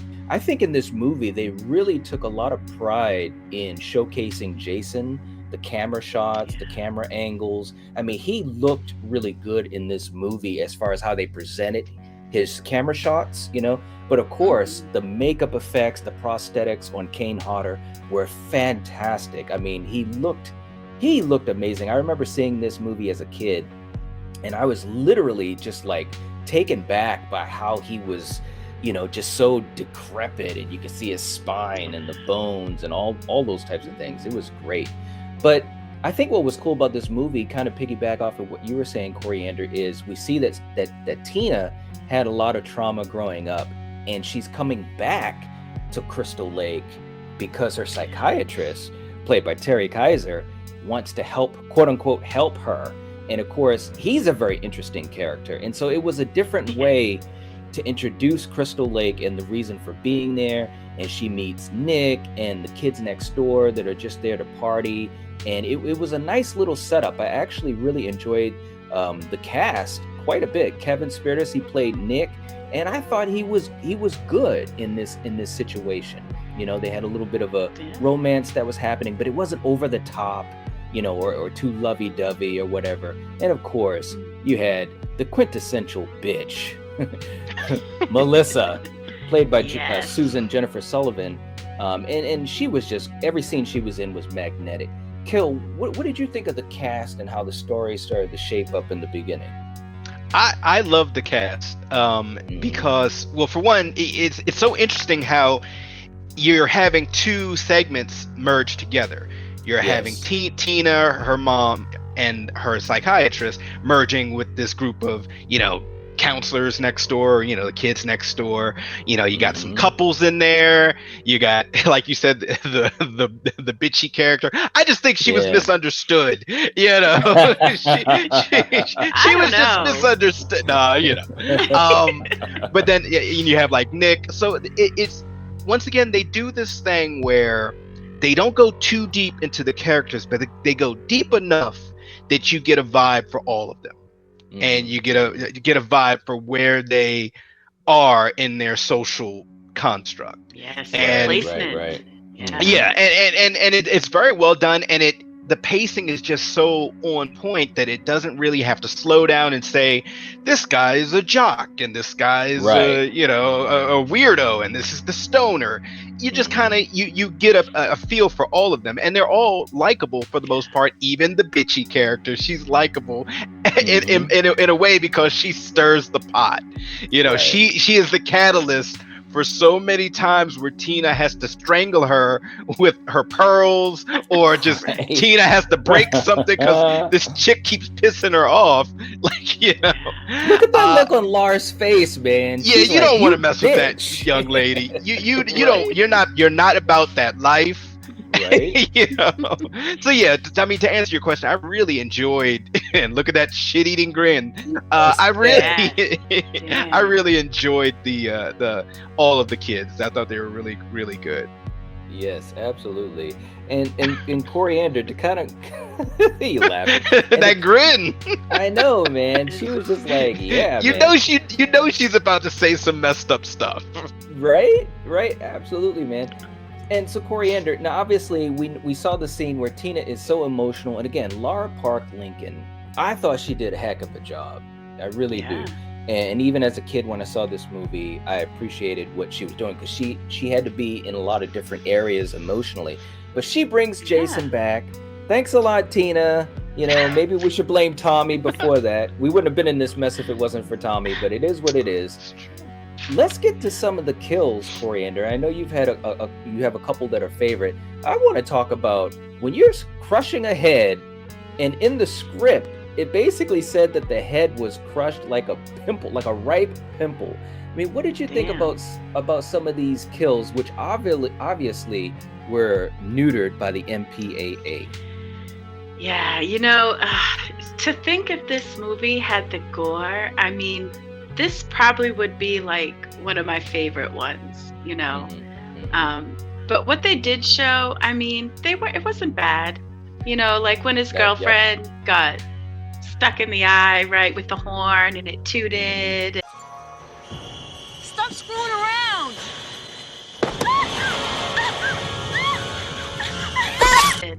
It had its moments, and you can just imagine, right, with the circular saw.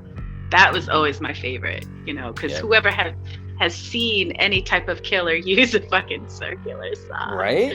So, it was like, it was great. And even when that dude was on the beach and his face got slashed, that one wasn't bad either, so. But if it just had that gore, it just would have made it that much better. But it was still really fun to watch. This is this is a real good one. Yeah, I mean, even with that being said, with the MPAA, it still is shocking when you really look at it, how good the movie still is. And I think that's because of the camera work. Again, John Carl Buechler, who directed it, I mean, he was not a rookie. He was well versed in his craft, and he came from special effects and stunt work and stuff like that.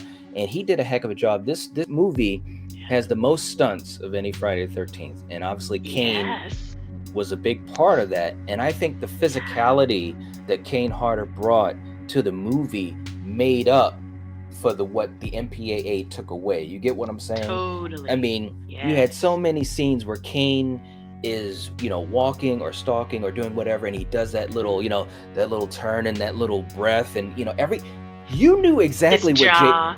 The way he moved his jaw. You knew exactly what Jason was thinking without a single fucking word. You know what I mean? And that's all credit all credit to Kane, man. Seriously. And Kill, before I get to you real quick, DMC was saying what made Cruz worse is that Tina was never going to escape Cruz's care in the hospital. I felt even if she went along with things, once he got published, she would have gone straight back. Absolutely. Yeah. Bad news Cruz. No doubt about that. But that's what made it really, really cool, man. The hockey mask is iconic. I think the burlap sack was scarier. Oh, okay. No. So Sackboy time, Kill. Sackboy. Now, what do you think? What do you think, Kill? Because I know you're a big proponent of Sackboy. What did you think of this look? Because I wanted to get a little bit more into that too. This look of Jason, the decomposition and stuff like that.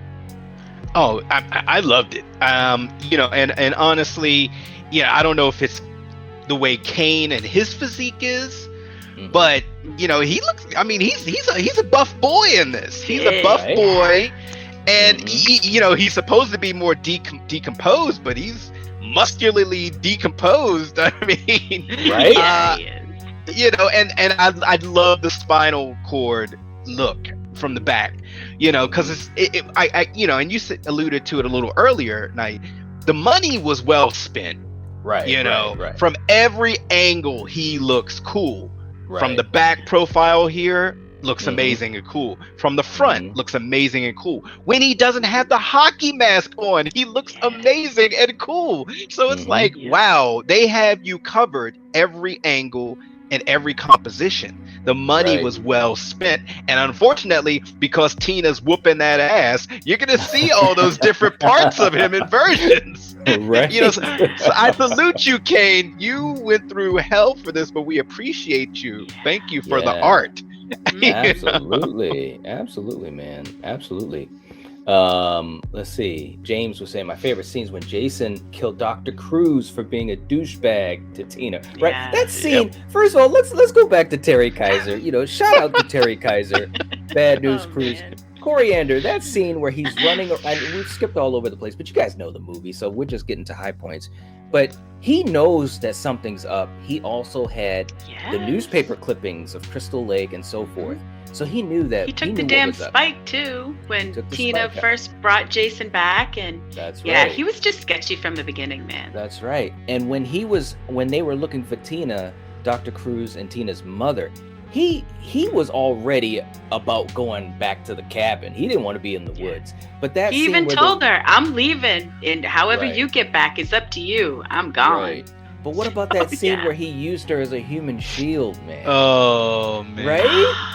What a douche. Just like this guy's saying, James, he is a douchebag. I would just like to interject one thing, and you guys, if you followed us, you'll know some of these names. Dr. Cruz goes down in history as some of the other worms, like Burke from Aliens. Burke from Aliens, right? My man. Okay. Cypher from The Matrix. And Dr. Cruz, I mean, dude, you are an asshole of epic proportions, and you deserve to be up there. Yeah, Burke, Cypher, and Cruz. I'm sorry. That's the Mount Rushmore of worms.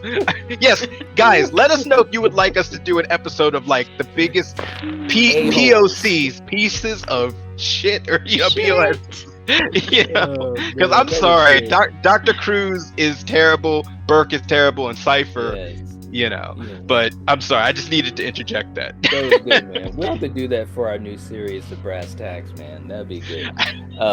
Lamar saying it was a lot of gays or gay things hinted in this, and it was called Friday the 13th. Laugh out loud, I'm bi, so don't cancel me. You won't be canceled, man. And they did, that was the nickname for it, was Friday the 13th, part 7.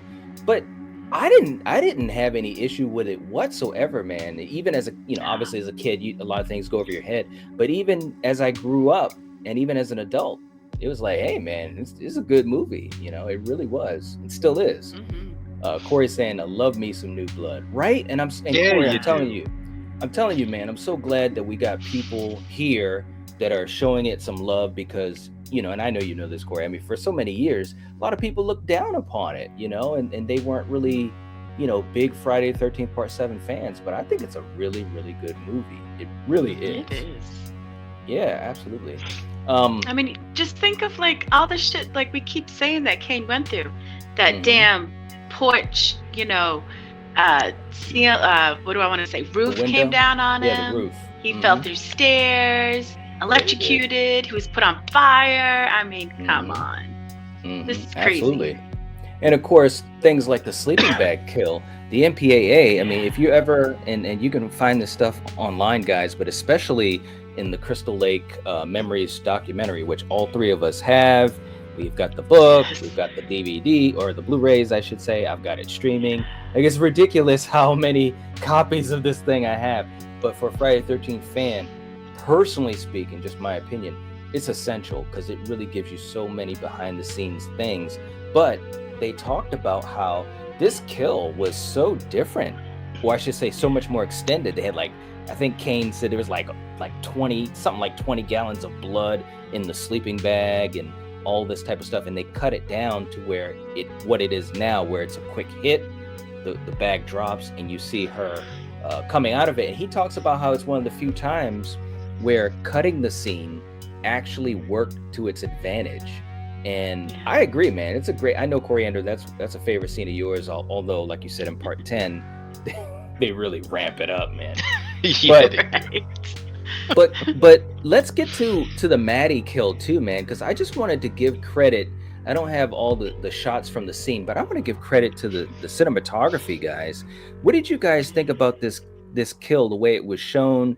Kane, kind of in the background and him giving those looks, and again, like with Kane, the way he moved, the way he would turn his head and all those types of things, did that really ramp it up for you? Because I know, especially when I saw this as a kid, I was like, man, I'm pretty damn scared of this guy. What did you think of those types of things? Yeah, I mean, all the mannerisms, and little Kane ticks that he brought to Jason are just iconic, and no disrespect to his predecessors, no disrespect at all, but it's just something that he brought to this character, not only the physicality, but just all those little things. It's the same way as someone looking at Arnold's version of the Terminator and all of the things that he brings to that character, with not even having to talk a lot, but just the way he'll move his eyes first, then his head. Things of that nature.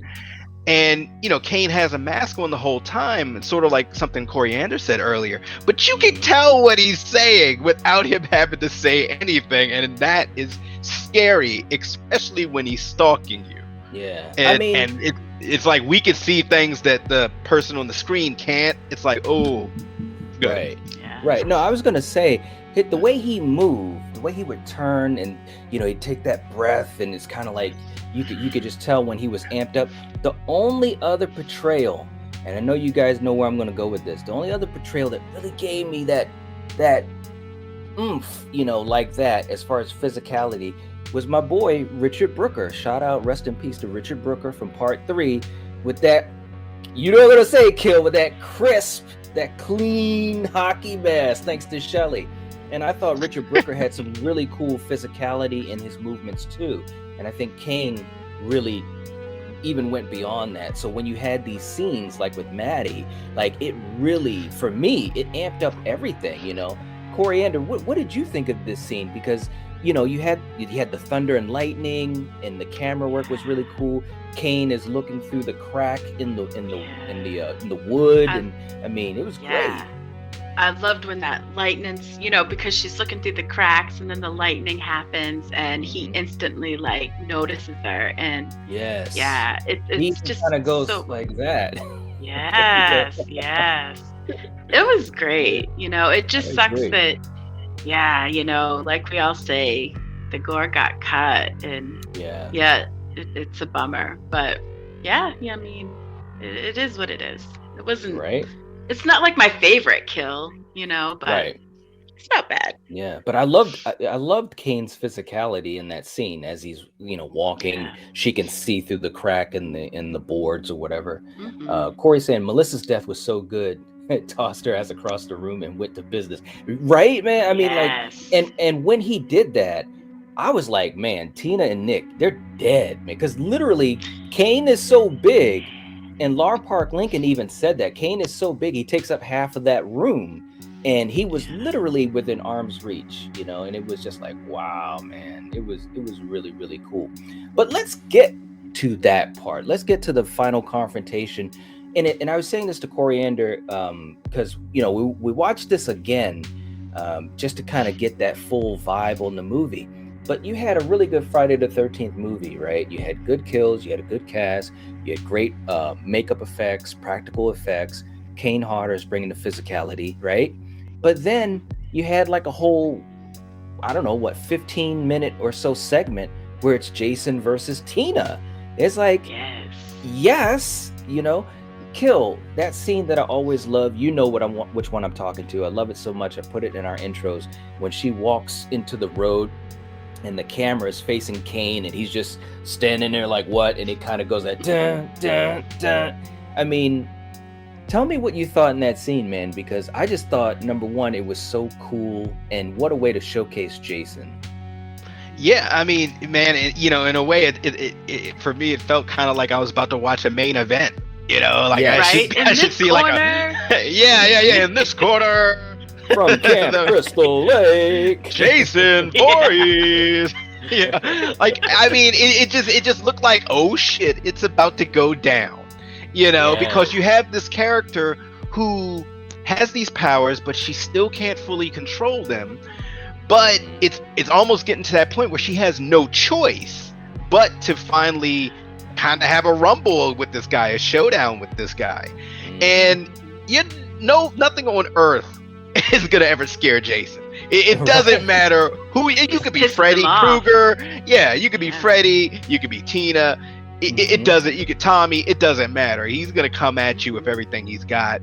And you know, like you said earlier with the Kane-isms, you know, he's sitting there. He's like, you know, just Exactly. like, oh, like, uh-oh. And when she, you know, starts squeezing his mask into his head, right? And when it pops and he turns around in his jaw, he's like grinding it. And yeah, he's bad.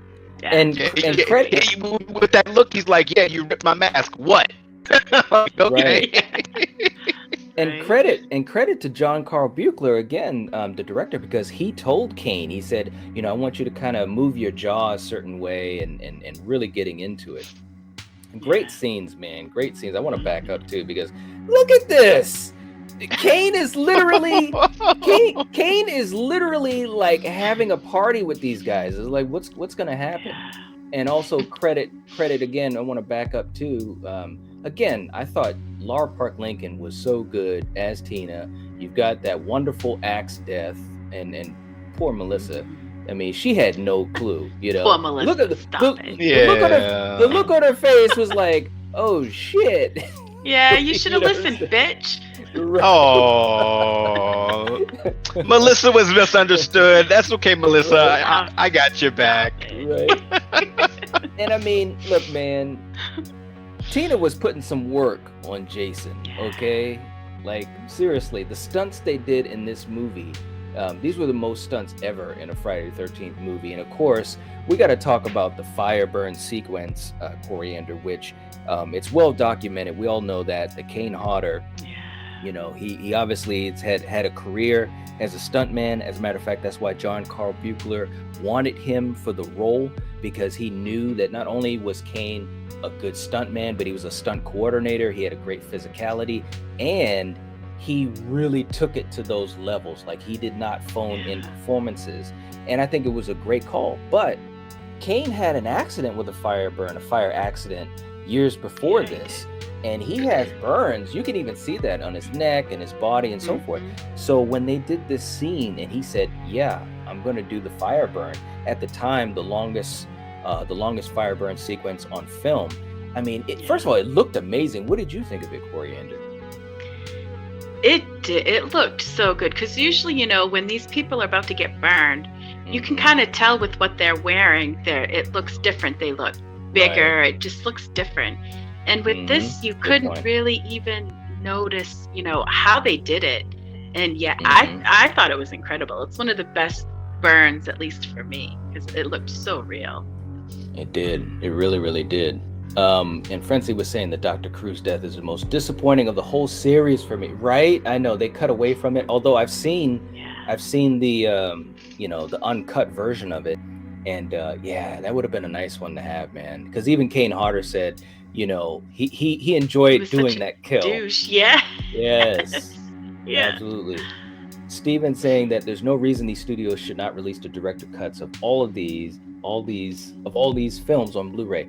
Yeah, it would be nice, man. But I will say this is that from what I understand, and they talked about this in the documentary, those scenes are lost to time. They actually, Paramount had those scenes destroyed, or I should say the physical, tapes or whatever, film footage destroyed. So in theory, there's no way that they could ever really do an unrated of Friday 7, which is too bad. It is like Corey said, it was so close. Yeah, it was, man. It really was. But unfortunately, the MPAA, and it's crazy because you watch a movie like this and you realize how much was cut from it, but it's actually a well-made movie. Everything that's put into it. And like I said, I've said this before, but I'm going to say it again for you guys that don't check us out on Monday nights for Slasher Movie Club. You guys are missing some treats and also some rough watches, because we've watched a lot of slasher movies from the 70s throughout the 80s. We still got a ton more to go through, but we've seen some movies where even the acting or the lighting or the camera work is so bad that you can't even finish the movie. But all of these Friday the 13th movies so far, you just got to give them credit for having that level of skill. Comparing them to all these other, pieces of shit that we've had to sit through. These, these should have won Oscars. Mm-hmm. Yeah. Alex saying, totally agree, Knight. Just wish that circular saw kill was actually in the movie, like Coriander was alluding to. Right? I know, man. It would have been nice to see that, because that whole scene was really cool. Even when Kane pulls the ripcord. Yes. He said that's a real tool, and Kane had never seen that tool before being used and had never seen it since. So it's just funny how they come up with some of the weirdest shit, things you've never really seen, right? Right. Castellar is saying Tina's dad should have looked like a corpse. Yeah, and that's another thing too. They planned on that, but they had the makeup done, they had the prosthetics and everything. But in this movie, again, and this happened in 6 when we talked about 6 in our episode for part 6, you had a producer, one of the producers or whatever, the money folks, that was really, number one, they didn't even want the mask to come off of Jason, because I think it was a lady who said, well, he looks like a demented frog-looking creature and so forth and so forth. And they were trying to cut corners. And John Carl Buechler, he just tried to do the best he could do. He still took the mask off. And later on, it was thought of as a good move. But Kill, with those types of things involved with the behind the scenes making of this movie, I mean, first of all, what do you think of that type of stuff? Because, as a kid, and even as an adult, if you don't research these types of things, you'd never know the struggles that these people went through to make these movies. Yeah, man, it happens to the best of us. It happens to the best thought out projects, or where they want to cut corners, or they think, the audience won't care, if this thing's a purple puff of smoke or whatever. It's just like, and it's just like, come on, guys. I mean, the cutting away from the gore, that's one thing, with the ratings of movies and the war on gore at the time. Okay. But some of the other decisions, especially when they're coming from the money men and money women who aren't there on the ground floor, they're not the fans, they're not the director, they're not the visionary, special effects artist. Just leave well alone. Just sit back behind your desk and just rake in the money and just shut up and be happy. I'm sorry. And the one last thing I'll say is, I love that we do have resources like Crystal Lake Memories and so forth, and things, so we can really see the behind the scenes of all of these movies, to really celebrate the men and women that have bled, sweated, had sleepless nights making these great films. And regardless of if their scenes are in the movie or not, we can appreciate their hard work and just kind of absolutely thank them for everything they do.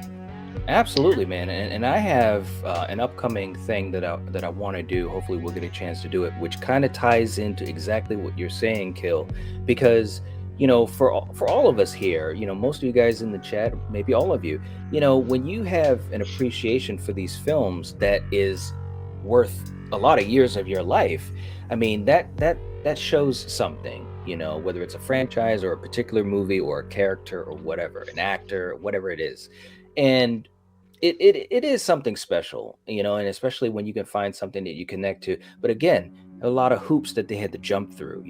Is Part 7 a perfect Friday the 13th movie? Absolutely not. And we'll get to close. We'll get to if our you ask me. well, what I was about to say is we're going to get to our rankings at some point, but just to say that, but it's still a really good one in my opinion. Hey, look, we'll do it. It's so many. It's so many. Brian Dennehy from Rambo. Gold from Rambo. Absolutely. Man. The mayor from Jaws that wouldn't shut the beach down. It's a lot of y'all. I liked it when he said to him, "I don't think you understand, Martin. This is a summer town." It's like, dude, there's a shark that fucking just killed people. What are you talking about? Guys in the comments, guys in the comments, let us know some of your favorite pieces of crap, and we will make this happen. Please. Corey saying, I don't care what folks say, there's got to be a restorable print of the uncut version somewhere in the world, right? Man, that would be so cool. I'd jump on that so quick, man. Yeah. Same. Restore the gore, and it's better than Part 4. Just saying. Oh, yeah. Wow, Corey. Okay, wow. Okay. I'm right there with you. I think I'm there too. Hey, look, man. Yeah. I mean, look, I'd have to. Yeah, it would make me think for a little bit, it really would. It really would. The uncut sleeping bag kill is literally the craziest thing ever. Yeah, man, it is. It really is. When I first saw that, I was like, what the fuck is going on? He just beat her against a tree. Who does that, Yeah. But anyways, Jason Voorhees, right? But anyways, guys, as we head on out here, and I wanted to show you guys Tina's dad at the end, what we saw, and even the actor said, is basically he just looks like a dirty guy. He comes out of lake, he's a dirty guy. He's been in the lake for fucking, at least a decade, right? Because Tina was a kid when she, killed him. But this is what he was supposed to look like. Let me show this. Yeah, that's what he was supposed to look so much better. Right? Nice. And it would have made sense. I mean, come on. Yeah, that would have made sense, man. But unfortunately, it is what it is, man. It is what it is. That's ridiculous. And of course, the iconic Lar Park Lincoln, who also had a really cool role in 13 Fanboy. I know we keep talking about 13 Fanboy, but it makes sense because it was a really, really cool movie. Another shot of the circular saw too, man. I mean, that scene in and of itself was just great. I mean, look at that coming at you. Look at that. Yeah. And the thing of it is, and don't get me wrong, Ted White, CJ Graham, all those guys, and obviously you guys know my affinity for Richard Brooker. They all had great things that they did, but it was something about Kane, like even in this shot with the circular saw, it's almost like he's talking to you, like exactly what his motivation is. It's almost like he has this look like, you're fucked, man, and he's not even saying anything. And that's how good he was physically. I mean, look at this. Look at that guy. That looks good. He's not having a good day. You know what I'm saying? I mean, damn. But anyways, guys, but let's go to a couple of fun facts that we want to throw at you guys as we start heading on out. And one of the funniest things, and I'll start with this one first, Coriander, and then we'll talk about Kane. But Kane wore the makeup. He was dressed as Jason walking around the woods after the shoot, and someone had seen him in the woods and asked him a stupid ass question, like saying, "Are you part of the movie shoot?" And Kane, being Kane, if you've ever met or if you read stuff about Kane, he took it and just was like, he ran with it. He grunted at the guy and lunged at him. The guy like basically shit his pants and ran off. But funny stuff like that. But Coriander, let's start with the whole idea of entering the Kane Hodder era. Yeah, John Carl Buechler was so impressed with Kane Hodder when he ate live worms on set of Prison that he pushed for Paramount Pictures to let him cast Hodder in the role of Jason. All right. If not, it would have been reprised by C.J. Graham. Right. Yeah, because the studio wanted CJ to come back. That's right. Yeah. You're right. All right, Kill, let's go to the next one. Freddy wasn't ready yet. This film was originally intended to bring Jason versus Freddy together on screen for the first time. However, when Paramount and New Line Cinema couldn't agree behind the scenes, the script was rewritten to pit Jason up against the telekinetic Tina Shepard. All right. Our next one, the Crystal Lake Era, as in mistake. The documentary Crystal Lake Memories reported in 2012 that actress Susan Jennifer Sullivan passed away from cancer. They tracked the wrong woman. She's still alive in Southern California. Nice. And I'm so glad to hear that. That's awesome to hear, man. That's really cool to hear. And our last one we have is good old Crazy Ralph returned. Yeah, as the narrator. Yeah, absolutely, man. I love that narration in the beginning of when I watched that as a kid, that already got me going in the beginning. You know what I'm saying? Listen, I don't know if Frenzy is still in the chat, but I know earlier he was saying how this movie really took the franchise in an interesting direction. And what I wanted to ask Frenzy is how interesting is it in the next couple episodes for you? Because we had some dark moments, man. We had some dark moments. Sean also saying it was like Jason versus Carrie. Yes. Yeah, absolutely. I loved it. No doubt. Mm-hmm. Corey said Coriander got it out for Melissa tonight. God damn. Yeah, she does. Right. Well, that bitch deserved it. Come on. Y'all know I'm right. In the face. Right? Yeah. We've come to thrive on it. And each other. You can't get the adrenaline pumping without the terror, good people. We have waited so long to get to this point, or have we? That's the question. Anyways, this is going to be interesting, guys. Let's see. Let's see what we have in the chat, and let's get going on this thing, man. We got my man Strange Monkey in the chat. I'm ready for this. Yeah, hey, you are, man. Yeah, you are.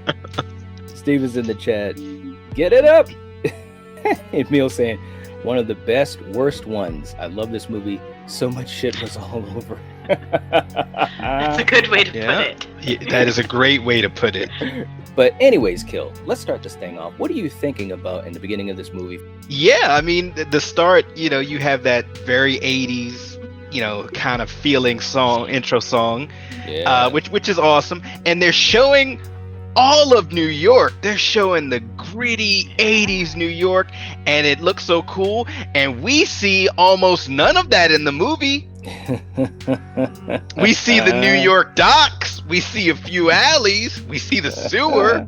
We see a old, reused picture of the Statue of Liberty. Oh my God! It's actually a postcard. I mean, I've been to New York. There's more to New York than just the docks. I'm just saying. Oh, and there's that quick scene. It looks like they're in Times Square, where Jason scares the punks. Then that's about it. So the opening crawl, it's a lot of New York in there, man, and with the opening song and the voiceover of the gritty city. That's the most we get of it. They had to use that money. Well, no, the most the big shot was at the end, which was a cool. We'll get to that. Was a cool shot of Jason. But what about you, Coriander? I mean, obviously, look, in all these movies, we always have to figure out how does Jason come back. So you got these two kids. They're part of the graduating class. They're hanging out. Where are they hanging out, Coriander? Crystal Lake. Crystal Lake. Can you imagine it? So what were you thinking about the beginning of how this was getting set up? I mean, this setup was fine. I mean, they could have maybe thought of a better way to bring Jason back, but I mean, I get it. They had to do what they had to do. So But I didn't mind this at all. I kind of liked when Jason got on the boat and started doing his shit. Yeah. They had to electrocute him. And obviously, here's the thing for me, man. And again, I want to make sure I get this out of the way. And I'm sure I speak for you two as well. I love all the Friday 13th movies. They all have entertainment value. Yes. This one, but I gotta admit, man, this one was really testing the limits of logic, because obviously at the end of the New Blood, Tina's dad makes the save and brings Jason down back into the lake. Now, the fact that he lands right on top of that that conductor wire or whatever. Yeah. I mean, wow. I mean, lucky. That's some lucky shit. Jason's lucky. But anyways, he comes back. Of course, the dude on the boat has a hockey mask. Oh, remember, Jason's hockey mask was destroyed in part 7 when Tina, made it crack open. So, Kill. I mean, look, it's Kane Hodder though. I do want to say this. The opening scene when Jason comes onto the boat, and I'll give it to you in a second, Kill. When he comes onto the boat and he stands up and he's like looking around, like you can instantaneously tell that that's Kane Hodder. So I want to give credit where credit's due. But man, Kill, take me through the opening, Kill, man. One thing I gotta say, and I'd be remiss if I didn't mention, is stop supplying Jason with fresh hockey mask. Fresh. Look, I gotta say this. Like, look, if I'm taking my special lady out on Dad's yacht to celebrate graduation, I'm not gonna bring a hockey mask to a lake where there is no hockey rink. And it looks like it's also summertime, right? Why are we supplying fresh masks to Jason? Don't do that. He's trying to scare his girl. Come on. Yeah, he was telling them, I will give them credit. He was telling the story, and that was kind of cool, man. Yeah, but he should be focusing on other things. There's plenty of other things you could do on the yacht. All right. But anyway, the opening kill. I mean, that's one of the issues I have with this movie, and we'll get to that because it's not really the movie's fault. It's the ratings board and things of that nature at the time. Mm-hmm. But the opening kill, once again, Jason is like he's like the MacGyver of slashers. He will find something in his proximity to kill you with. Right.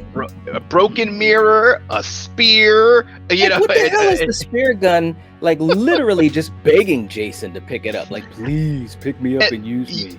Yeah, and the way Kane just kind of he's standing there, he's hulking out, and he just looks over. All right, this will do. Right.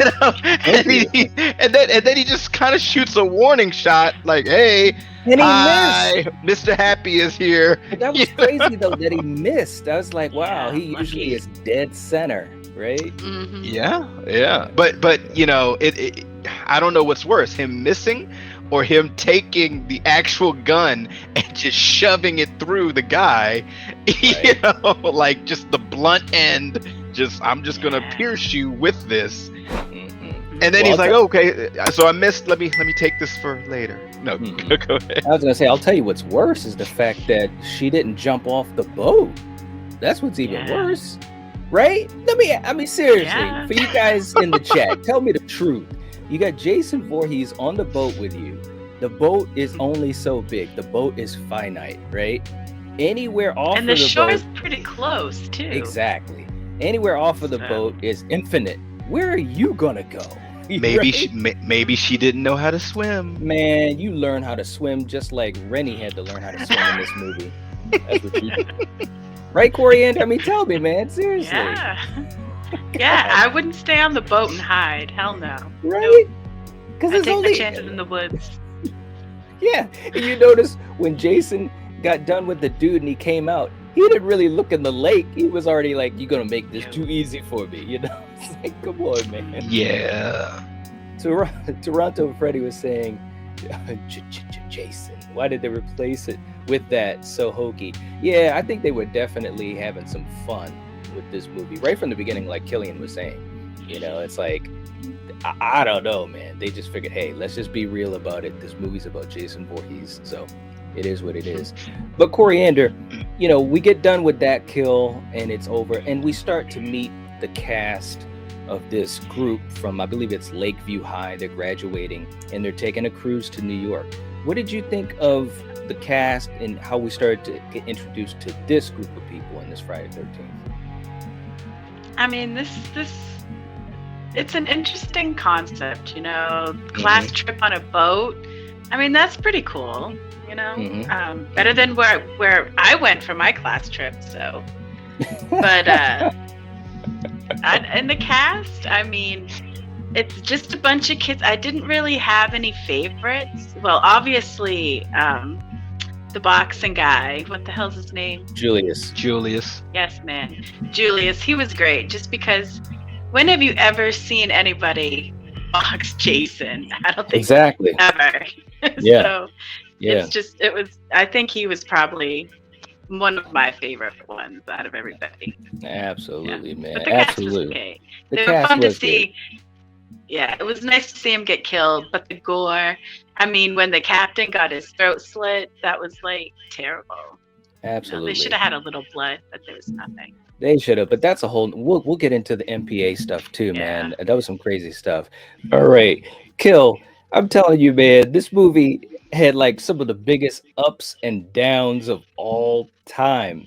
Look, let's get deeper into this thing. Let's talk about Rennie and the visions on the boat, because I mean, the boat part of it, some of it was good to me, and some of it was kind of like, all right, come on. And we'll talk about why they had to do that in a little bit.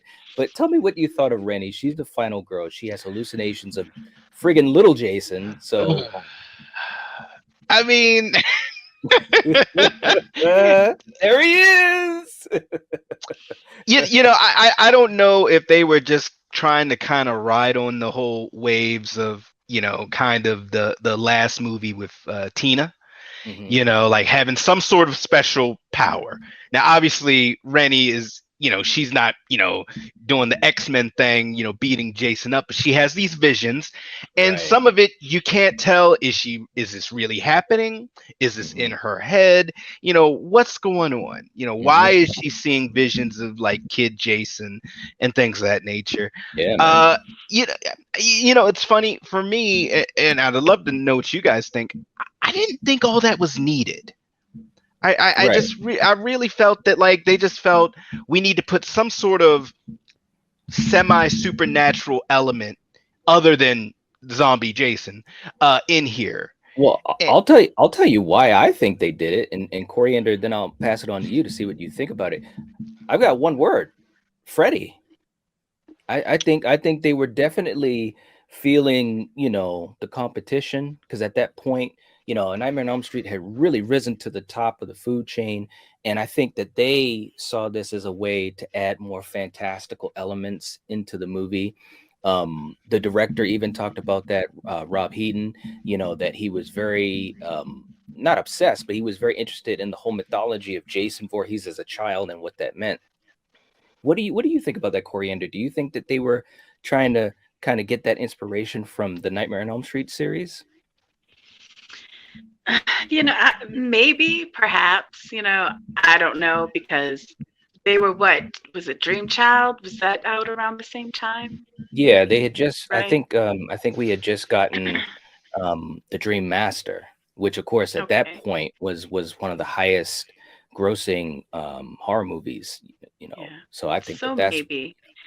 But like you said, the director had a fascination with Jason as a child, so maybe it was just his way of bringing the kid into it. I don't know, but like Killian said, was it needed? No, I don't think so. Yeah, I agree. I mean, it definitely seemed that was kind of part of it, man. But they also had some old elements in the movie too, which was kind of cool. Of course, you had your boy Kill. It had to be somebody that had some sense on this thing, man. You know, you were all doomed. And of course, you know, this starts to round out pretty much the main cast as well, because you've got Scott Reeves. He's the love interest for Rennie, playing Sean, which, by the way, he was actually the second actor cast in that role. They had another actor that actually shot some scenes and so forth, and the producers at Paramount was like, we got an issue. We can't this isn't working, and so actually Scott Reeves was pulled in afterwards. But I mean, we also get introduced to people like JJ, you know, and she's rocking out, which I gotta admit, those were some cool scenes. What'd you think about that stuff, Coriander? Or you, Kill? I mean, either way. Yeah, good. I enjoyed her rocking out, and especially when she got down into that part of the ship, because it sounded pretty damn good. Right. And yeah, she knows her shit. So I didn't mind this character either, even though she was taken out. Yeah, pretty much the first one. Right. But I was like, man, they actually took out one of the cooler characters. Right. I mean, you don't get a lot of time with anyone because they're trying to get to New York, man, and it's just one of those situations. Are they really trying? Because it seems like they were on the boat a long time. That's what I'm saying, man. Like, how far are they Crystal Lake from New York, man? They were on this thing for like days. Felt like it. Man, it really, really did. But Kill, let me know what you thought also, because Kelly Hughes in the movie, who would go on to do a lot bigger and better things. That scene on the dance floor, that was pretty rough as far as the way that Jason took care of it. But it was a cool shot, well shot scene. What did you think of that scene? Yeah, I mean, I liked it, but of course, like I kind of alluded to earlier, so many of the kills were either these kind of quick cut kills where you don't actually see the guy land on a spike or an antenna, but then you'll see him afterwards just there, you know, and like with the kill here, it was good, you know, and he's kind of pretty much breaking her neck and choking her, you know, pushing her down. Right. But then it just kind of feels like you hear it audibly more than you see it. Right. And in a lot of ways that can make it scarier because your brain can do wonders for, you know, horror, you know, things that you just hear and perceive and but don't actually see. But then it's just like, all right, I broke you, let me just toss you, and then it's just like, all right, it's just it. It's just like, all right, and that's really, to me, my biggest issue with this movie is they're on the boat too much. But the bigger issue is how they were just handicapped with the gore and the kills. Yeah, you know, too many quick cuts or too many cutaways where we're not going to show you, you know, and it's just like, hey, to go from some of the other ones to that, it just seems, you know, moving backwards a little bit. Well, yeah, they were. I mean, and we'll get to that too. Let's cut forward. I want to talk about, we talked about the way that, you know, the kid looks in the movie, but I also want to talk about Jason's look in the movie. I mean, look, Coriander, what did you think of the way that Jason looked in the movie, the makeup effects and so forth? Obviously, Kane, to me, he did a heck of a job as usual, you know, but what did you think of the way he looked? Coriander, you there?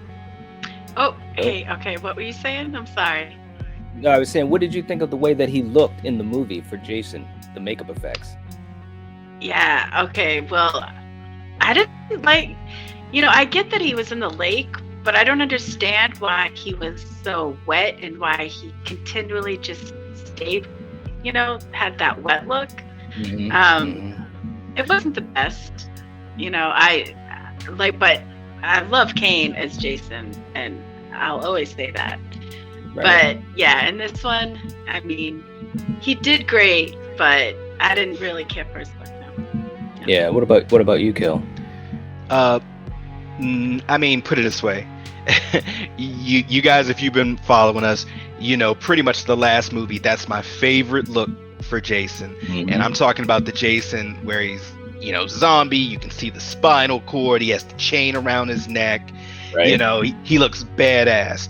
And between the end of that movie and him being underwater, you know, he changed into a different one piece, you know, the spine, you know, you don't see the spine anymore. He took the chain off. He's like, all right, I'm looking good. Let me just let me just lay back down until I get electrocuted and get to come back up and be wet the whole movie. The whole time. I mean, you know, is he one of those like ghosts from like Scooby-Doo, like the pirate that is always wet? Yeah, it's just like, all right, I don't know what's going on here, but once again, to go from the last movie where those special effects for Kane were just magnifique to this, it's like, why are you guys like cheating the fans? Why are you lowballing us here? Well, and Kane Hodder talked about this too in interviews and documentaries and so forth, because he said that's one of the biggest questions a lot of people always ask is, why does the look of Jason, why is it different each time? And he said the simple answer is because you have a different makeups effect crew in each movie, which I understand that, you know what I mean?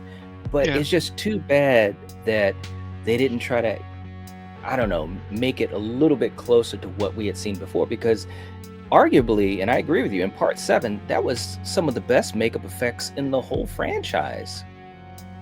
Everything looked good. Even Jason without his mask on, I know some of the producers at Paramount weren't big on the way he looked without the mask on, but it was well done. You know what I'm saying?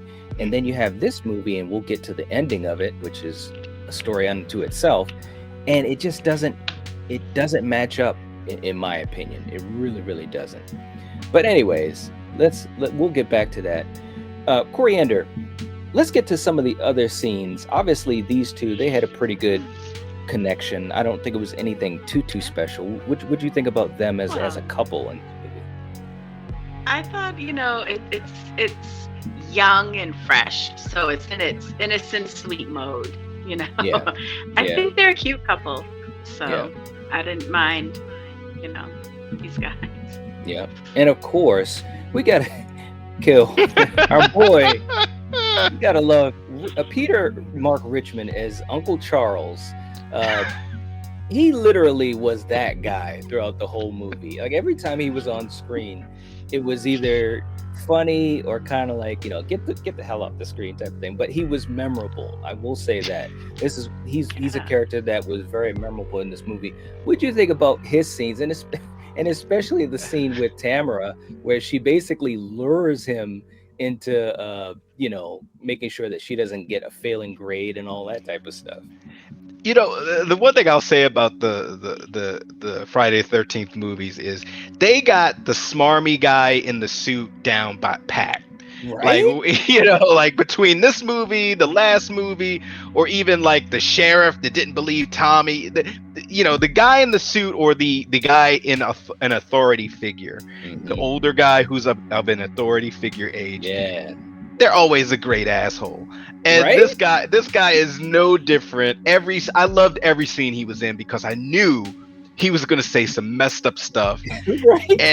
And the scene where the young lady is kind of trying to frame him, just his facial expressions of what are you doing? What hey. Like, look at that look right there. What do you think you're doing?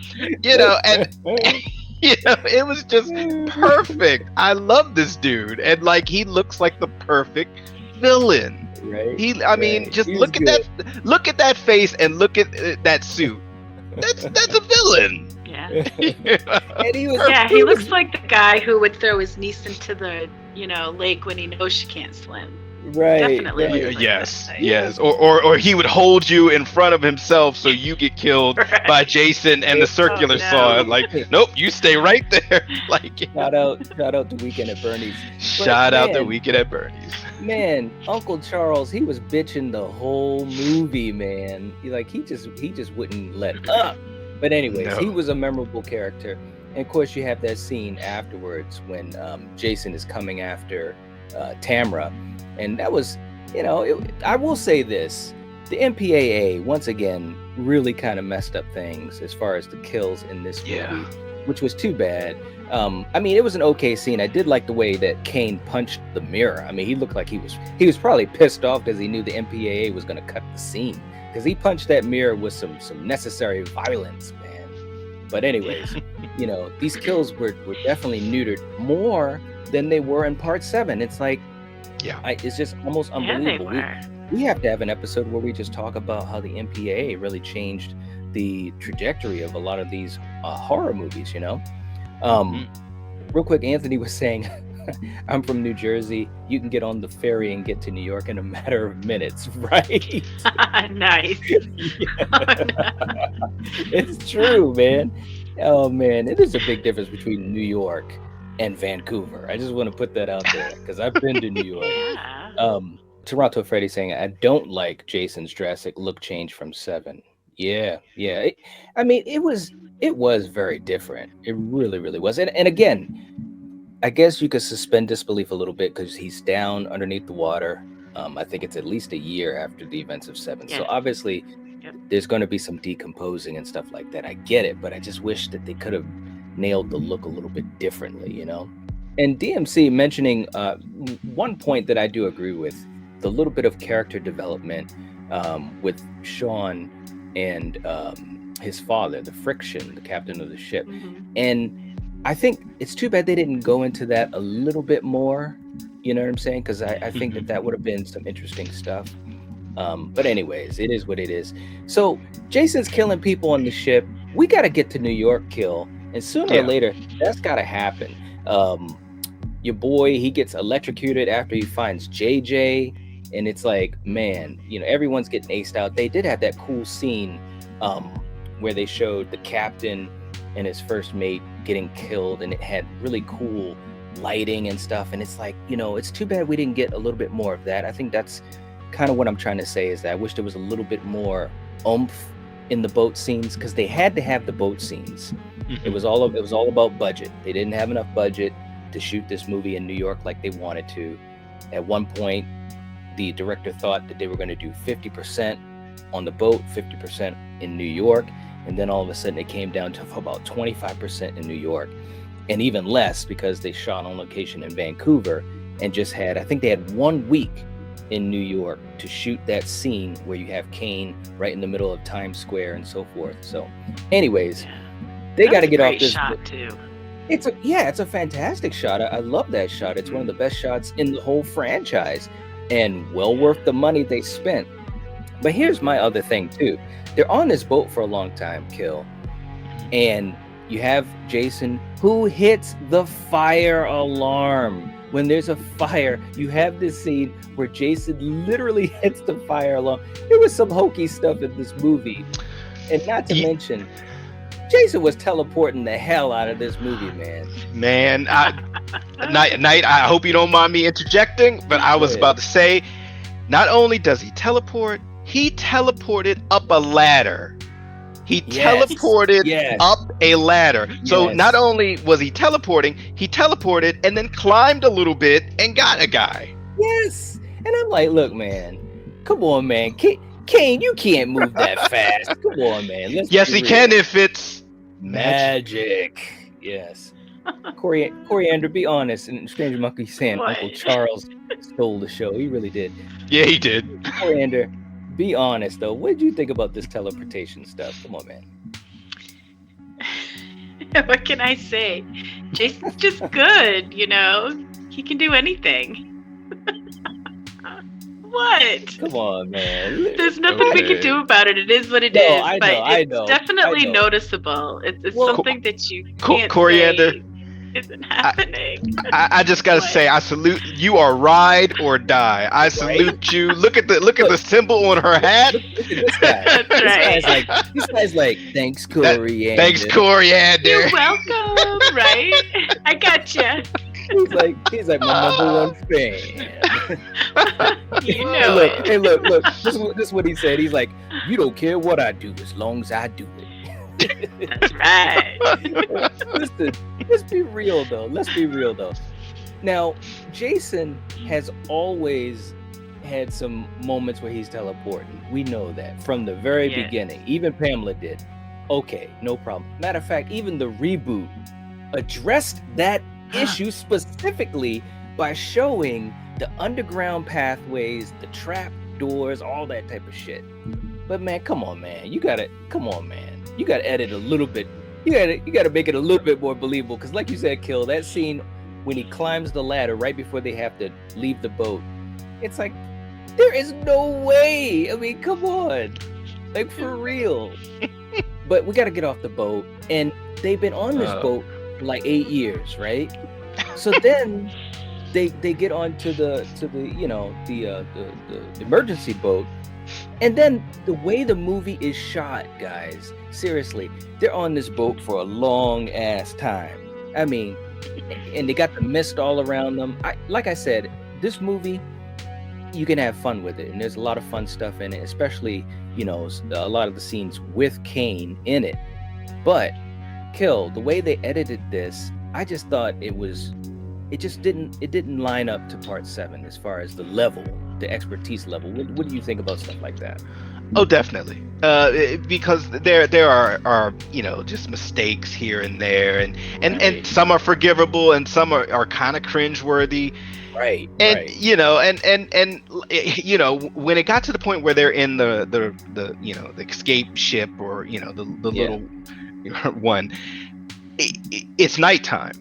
Yeah. So they've been rowing, and now it's daytime. You got the fog and the mist and this and that, and they're still going, and then it's nighttime again.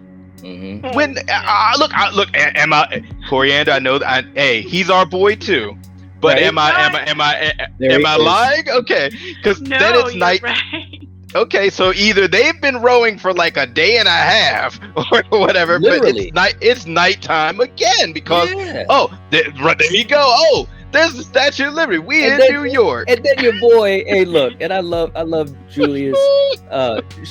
Shout out to my man VC Dupree as Julius. But you just survived a massacre on a boat, right? You just survived the worst thing you're ever gonna live through in life, right? And he's singing the New York song. Yes, he is. If I can make it there, I can make it anywhere. Be real, man. No. Oh Lord. Oh. Eric is saying, hold that torch, Coriander. Teleport powers or not. Right? Exactly. I got it high, man. Strange Monkey. When I was a kid, I thought there was a barbecue on the ship, and instead of grabbing a hot piece of coal, Jason grabbed a hot piece of chicken and killed the guy in the sun. Nice. That's great. Man. Oh man. DMC. I did like how they made Jason become a good guy for 5 minutes and took out 2 thugs. That was different than just all innocent people. That was different. Coriander, you actually talked about that. Yeah. He was a hero at one point. Come on. Right? Can I just address that real quick? I mean, yes, he was a hero, but why the second they step on soil in New York? Why literally the second they get robbed at gunpoint? Yeah, right. Oh man. And our protagonist, our female protagonist, borderline almost gets raped and gets forced drugs into her vein. Okay, so like literally, oh man, we're in New York. Give us your money. It's like, wow. Like as soon hey listen. It is real like that in New York, right? It could be. I mean, but it could be like that anywhere. I don't know. True. But I'm just saying, and of course, this is 1989. We got to remember that. Yeah. But literally, as soon as they walk off the dock, they took about 7 steps, and then they got accosted. That's basically what happened. 7 steps, and you're gonna get robbed in New York City. Well, look where they ended up. Look where they ended up, in the friggin' slums, in an alleyway, you know, off the harbor. So they were. They're in Gotham City. Coming off the subway. Yeah. Oh no. They need vengeance to come down and save them. You know, that's Batman, guys. Vengeance. They need him to come down. No. I don't even know what to say. But let's look. They get accosted. Let's talk about that scene that obviously we had in the intro. Look, it's time to do some punch out here, Kill. I mean, we played that game a lot as kids. First of all, what'd you think of this scene and obviously the ending of it? I mean, I love that he was tired of running. He was like, look, I'm pretty badass. He survived Jason twice.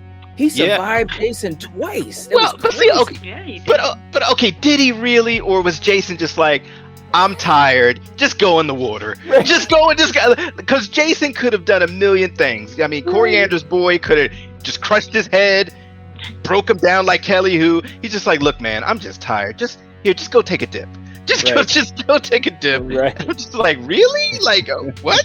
Like Julius just gets thrown in the Hudson or wherever, you know, like, really? All right. But I love that Julius was pretty much tired of the cat and mouse, and he was like, "Look, I'm gonna take my swing. I'm gonna take my chance." And he was giving him the combos, man. He was inputting all the combos in, right, and just giving it to him to the point. Yeah, the blood that was on his hands was his actual blood, so he was, going for it. Yeah, he was. I think Kane said it was 66 punches. Something like that. Yeah. Yeah, and VC said to Kane Hodder, he's like, "Hey, we're doing this scene. I want to make it look as good as possible. Can I really hit you?" And Kane Hodder is a crazy motherfucker, man, but I love him. He's like, yeah, go for it. So he was really hitting him. Crazy stuff, man. But of course, Coriander. I mean, look, if you're gonna sit there and tell Jason to take your best shot, what do you think's gonna happen? And it sure as hell did happen. Like Kane said, after all those punches, those blows, he was ready to knock his head off, and he certainly did. Yeah, it was a great scene. Oh my God, that was the most enjoyable one. Right? It was a fatality. Eric saying Julius is strong, but not too bright. You'd think after 10 bare-fisted punches to a hockey mask, he'd think of something else. He's on top of a building. Find a rock or a 2x4 or something.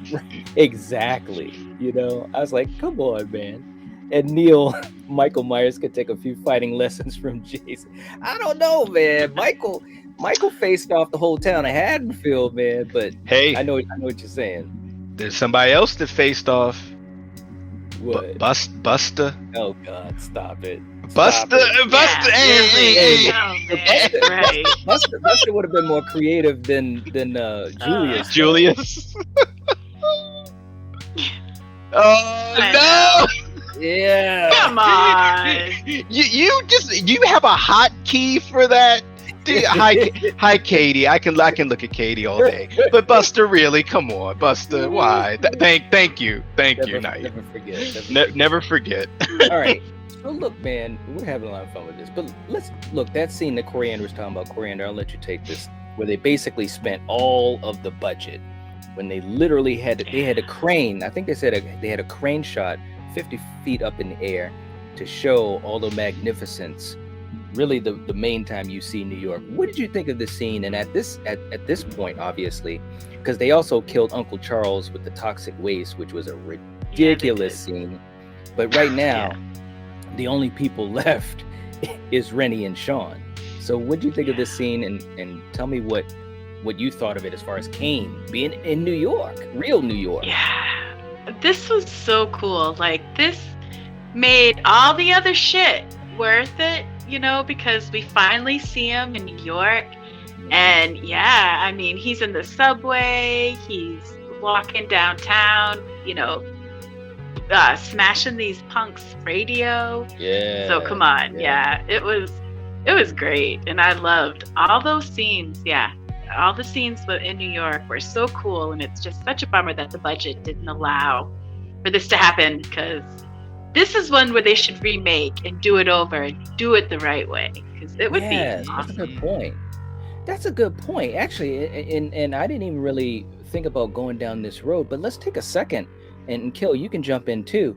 The fact that Jason, and of course we're Friday the 13th fans, so our lens is a little bit different, but the fact that we can accept having Jason in friggin' New York City in the middle of Times Square posing, mean mugging. Yes. The fact that we can even accept that and want to enjoy it, I guess that says a lot about how much we love the character and the series. But man, wouldn't it have been cool if they could have done the idea of at least 50% in New York? I mean, they had, and Coriander, you'll be talking about a couple of those with fun facts, but they had some really interesting ideas to do that they obviously couldn't. Kill, what do you think about that? I mean, it's crazy. It once again, and I've said this before in other reviews, missed opportunities, because you have the docks, you have the alley, you have the diner, you have the subway, you have that Times Square, and then you have sewers. I believe those were all the sets for New York. I might be missing something, and if I am, let me know. So that's 6 total sets. And then the other 2 sets, the cruise boat and the yacht for the first kill.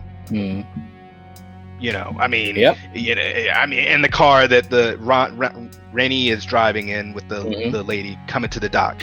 So, I mean, really, that's what we're dealing with here. And for a movie called Jason Takes Manhattan, there's not a lot of Manhattan.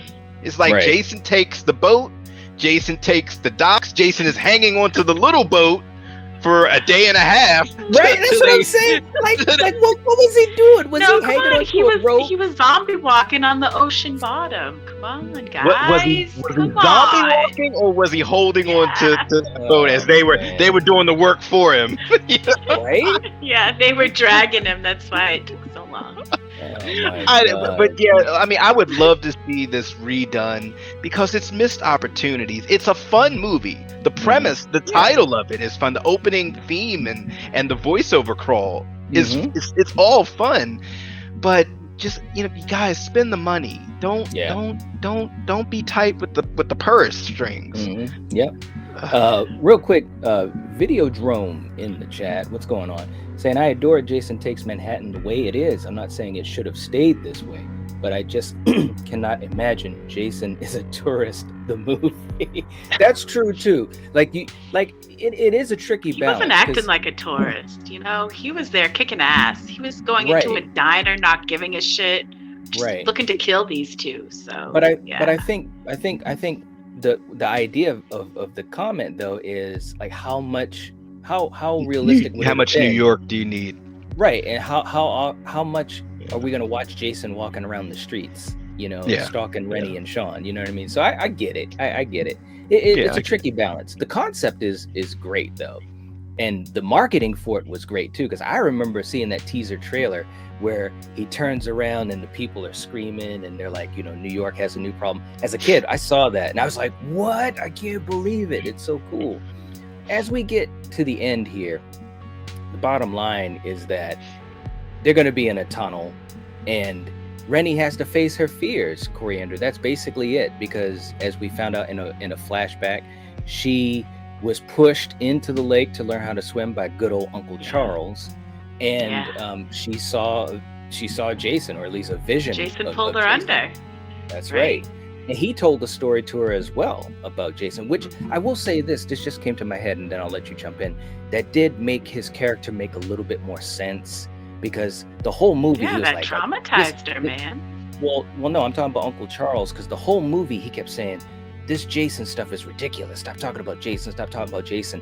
And after a while, I'm thinking, come on, man, people are being killed. It's possible, right? But I think the reason he was like that is because of his own guilt to what he did to his niece back in the day. And you don't understand that until, unfortunately, near the end of the movie. But it is. Did he feel guilty though? I don't think he felt guilty for doing that. Well, no. Guilty, or at least he didn't want to bring up that memory. It was a bad memory, and I think he definitely loved her, and I think it was maybe shame. Sure. Maybe it was shame more than guilt. Maybe that's a better way to put it. But yeah, you got that scene in the tunnel. I thought that was pretty cool. You had some cool shots of Jason as well, kill. And you had that scene that I thought was cool. And Rennie was like, "You didn't get me in the lake, and you're not gonna get me now either." And I was like, "All right, she's stepping up here." Lead me to this finale, man, because this is it. This is it. Well, okay.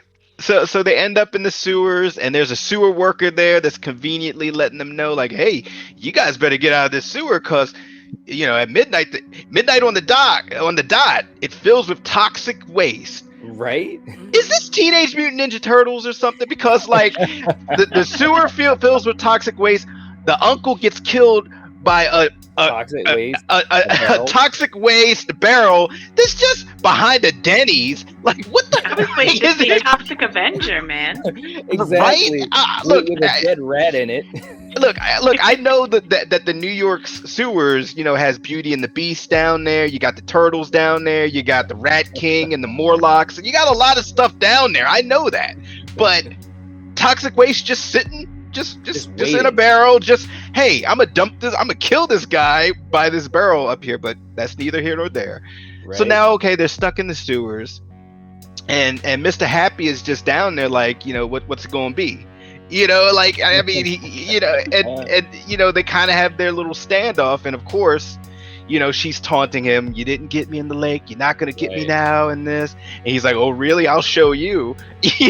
So man, look, go ahead. I'm sorry. Look, there's only one way you're gonna take care of Jason when you got all these things happening, and that's to use toxic waste. And Rennie is smart enough to know what she has to do. And here we go, guys. This is what it's all leading up to. That's what we got. That's what we got. Yeah. Coriander, what did you think of this? What did you think of this ending? Just tell me your thoughts, man. Even Rennie was like, up. "What the fuck?" Yeah, it was messed up. I mean, Jason looked weird. I mean, and the toxic sludge looked like pretty clear water, Yeah.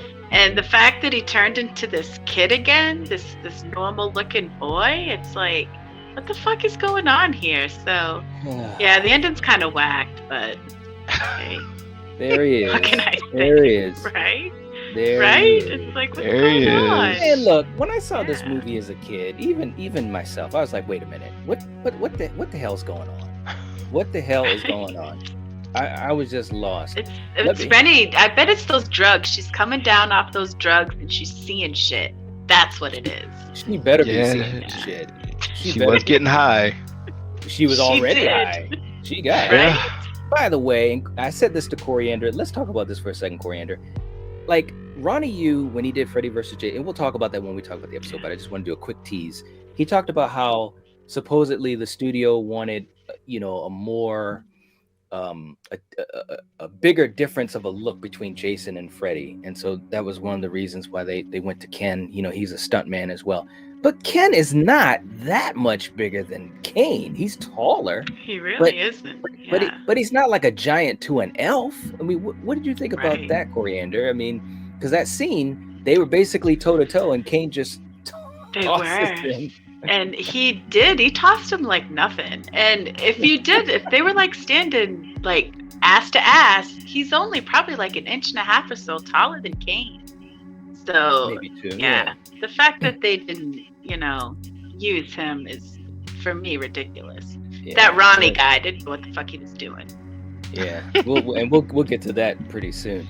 Flamethrower saying Jason and Big Daddy from Land of the Dead were walking across the ocean floor together. That's funny you said that, man, because when Coriander said that, that's exactly what I thought about, was in Land of the Dead when the zombies were literally walking on the bottom of the sea floor. It's some crazy shit, man. But anyways, this ending, it was crazy, man. This is what they should have done. When she hit him with the toxic waste, that was fine. And you basically see him disintegrating, and that's fine. And of course, Rennie's like, wow, what's going on? But they should have cut it right there, man. That should have been the ending of it, to me. And just kind of like leave it open. You can see the mask floating away like they did. I think that's where they should have cut it. But Rob Heaton, he was fascinated with this whole mythology of Jason as the child, talking about how this kind of brings it full circle. And the idea of just the mythology. And he said, well, Jason's supernatural, so anything could happen. Well, that's true. But the fact that he reverted to a boy, I mean, I guess if he reverted to a boy that was all messed up with toxic waste, that might have worked a little bit better. But look, man, this is all I got to say right there. Come on, man. What's going on? What's going on? Yeah. And originally the idea was they were showing how there was this huge mouth, this Jason mouth that they created, where a little boy was going to come out of the mouth. And they're like, that was even worse. And even they said, this just does not look good, man. So at least they didn't use that. But this was easily the weirdest ending of we're not even done the franchise, but I'm just going to say it right now. This is easily the weirdest ending in the whole franchise. Would you agree with that, Kill? Well, hey, we got Jason Goes to Hell next. So I mean, it's true, but I'm just saying this was some weird ass shit. This was some weird stuff, and yes, this is a very weird one. But we're gonna have things like the Voorhees sword and Like, Well, okay, yeah, all Oh, right. come on. there you go. All right. DMC says, "I think I'll watch this again tonight. Laugh out loud." Nice. It wasn't bad. It wasn't bad. Now, before we give our final thoughts on this, we do have a couple fun facts we're gonna throw up. And Coriander, I'll let you start. You've got a couple. I'll just let you throw them out there. Me and Kill, we'll respond to them. All right. So Kane Hodder vomited on cue in the final scene after drinking several pitchers of water, and this was not a special effect. Wow, Kane puts in work, man. He really, really does. Yeah. Rob Hedden had written scenes to be shot at Madison Square Garden, the Brooklyn Bridge, the Statue of Liberty, and the Empire State Building. I wish they could have done Could you that, imagine? man. Yeah. That would have been some cool shit, man. It really would have. Yeah. So Julius throws punches at Jason for exactly 1 minute and 16 seconds. Yeah, I mean, look, man, he was punching like a mother. It was like 66 punches, I think Kane Hodder said. It's crazy. Yeah.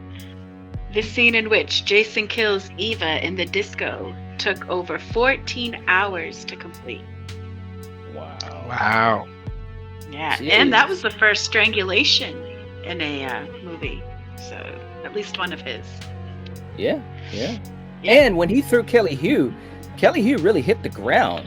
And the idea of it was, when she hit the ground, he even said to her, you can't break your fall because I'm basically killing you and then tossing you. So when she lands, it definitely looks She hit hard. Yeah, so shout out to Kelly Hugh. Yeah. But that's all I have. So. All right. What do we got for some final thoughts in this kill? This is an interesting entry. This is our 8th movie, obviously, our 8th episode in the franchise. So what are you thinking? I always like to give a movie or a franchise credit for trying something different, and they did try something different here. But ultimately, because of the ratings board, neutering and nerfing, gore scenes and kill scenes, and then also them just kind of cheaping out with the budget. I mean, it's a fun movie, but so many missed opportunities. Right. How about you, Coriander?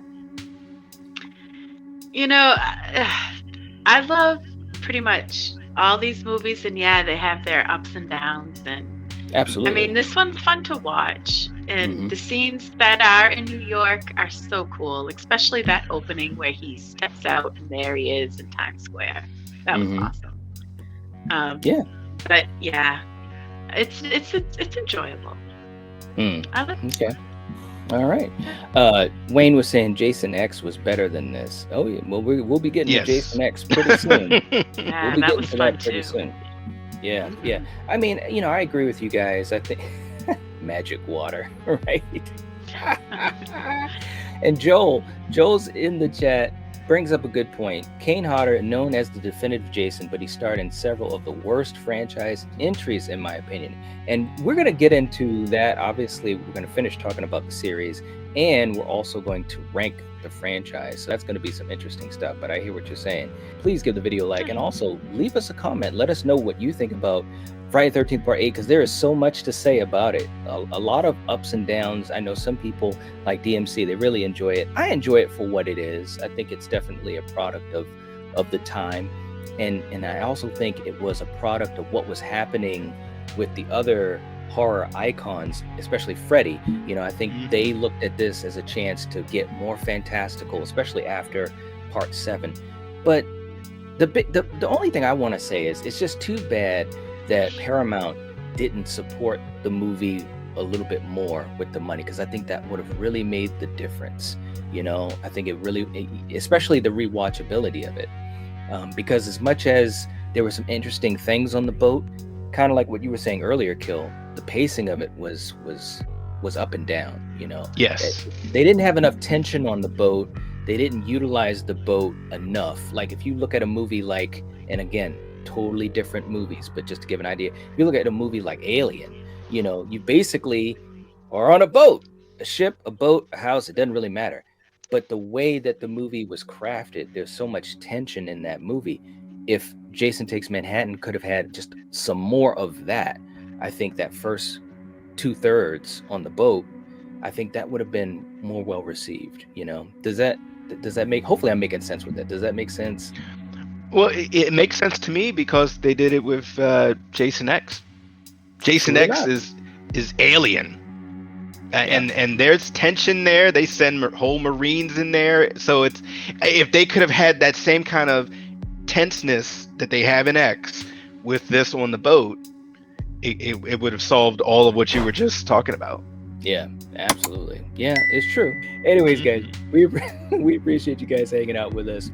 We'll catch you later. You guys know the tagline. If you're watching this, if you're listening to this, you are the Night Watch. Peace out. Peace. Upchurch.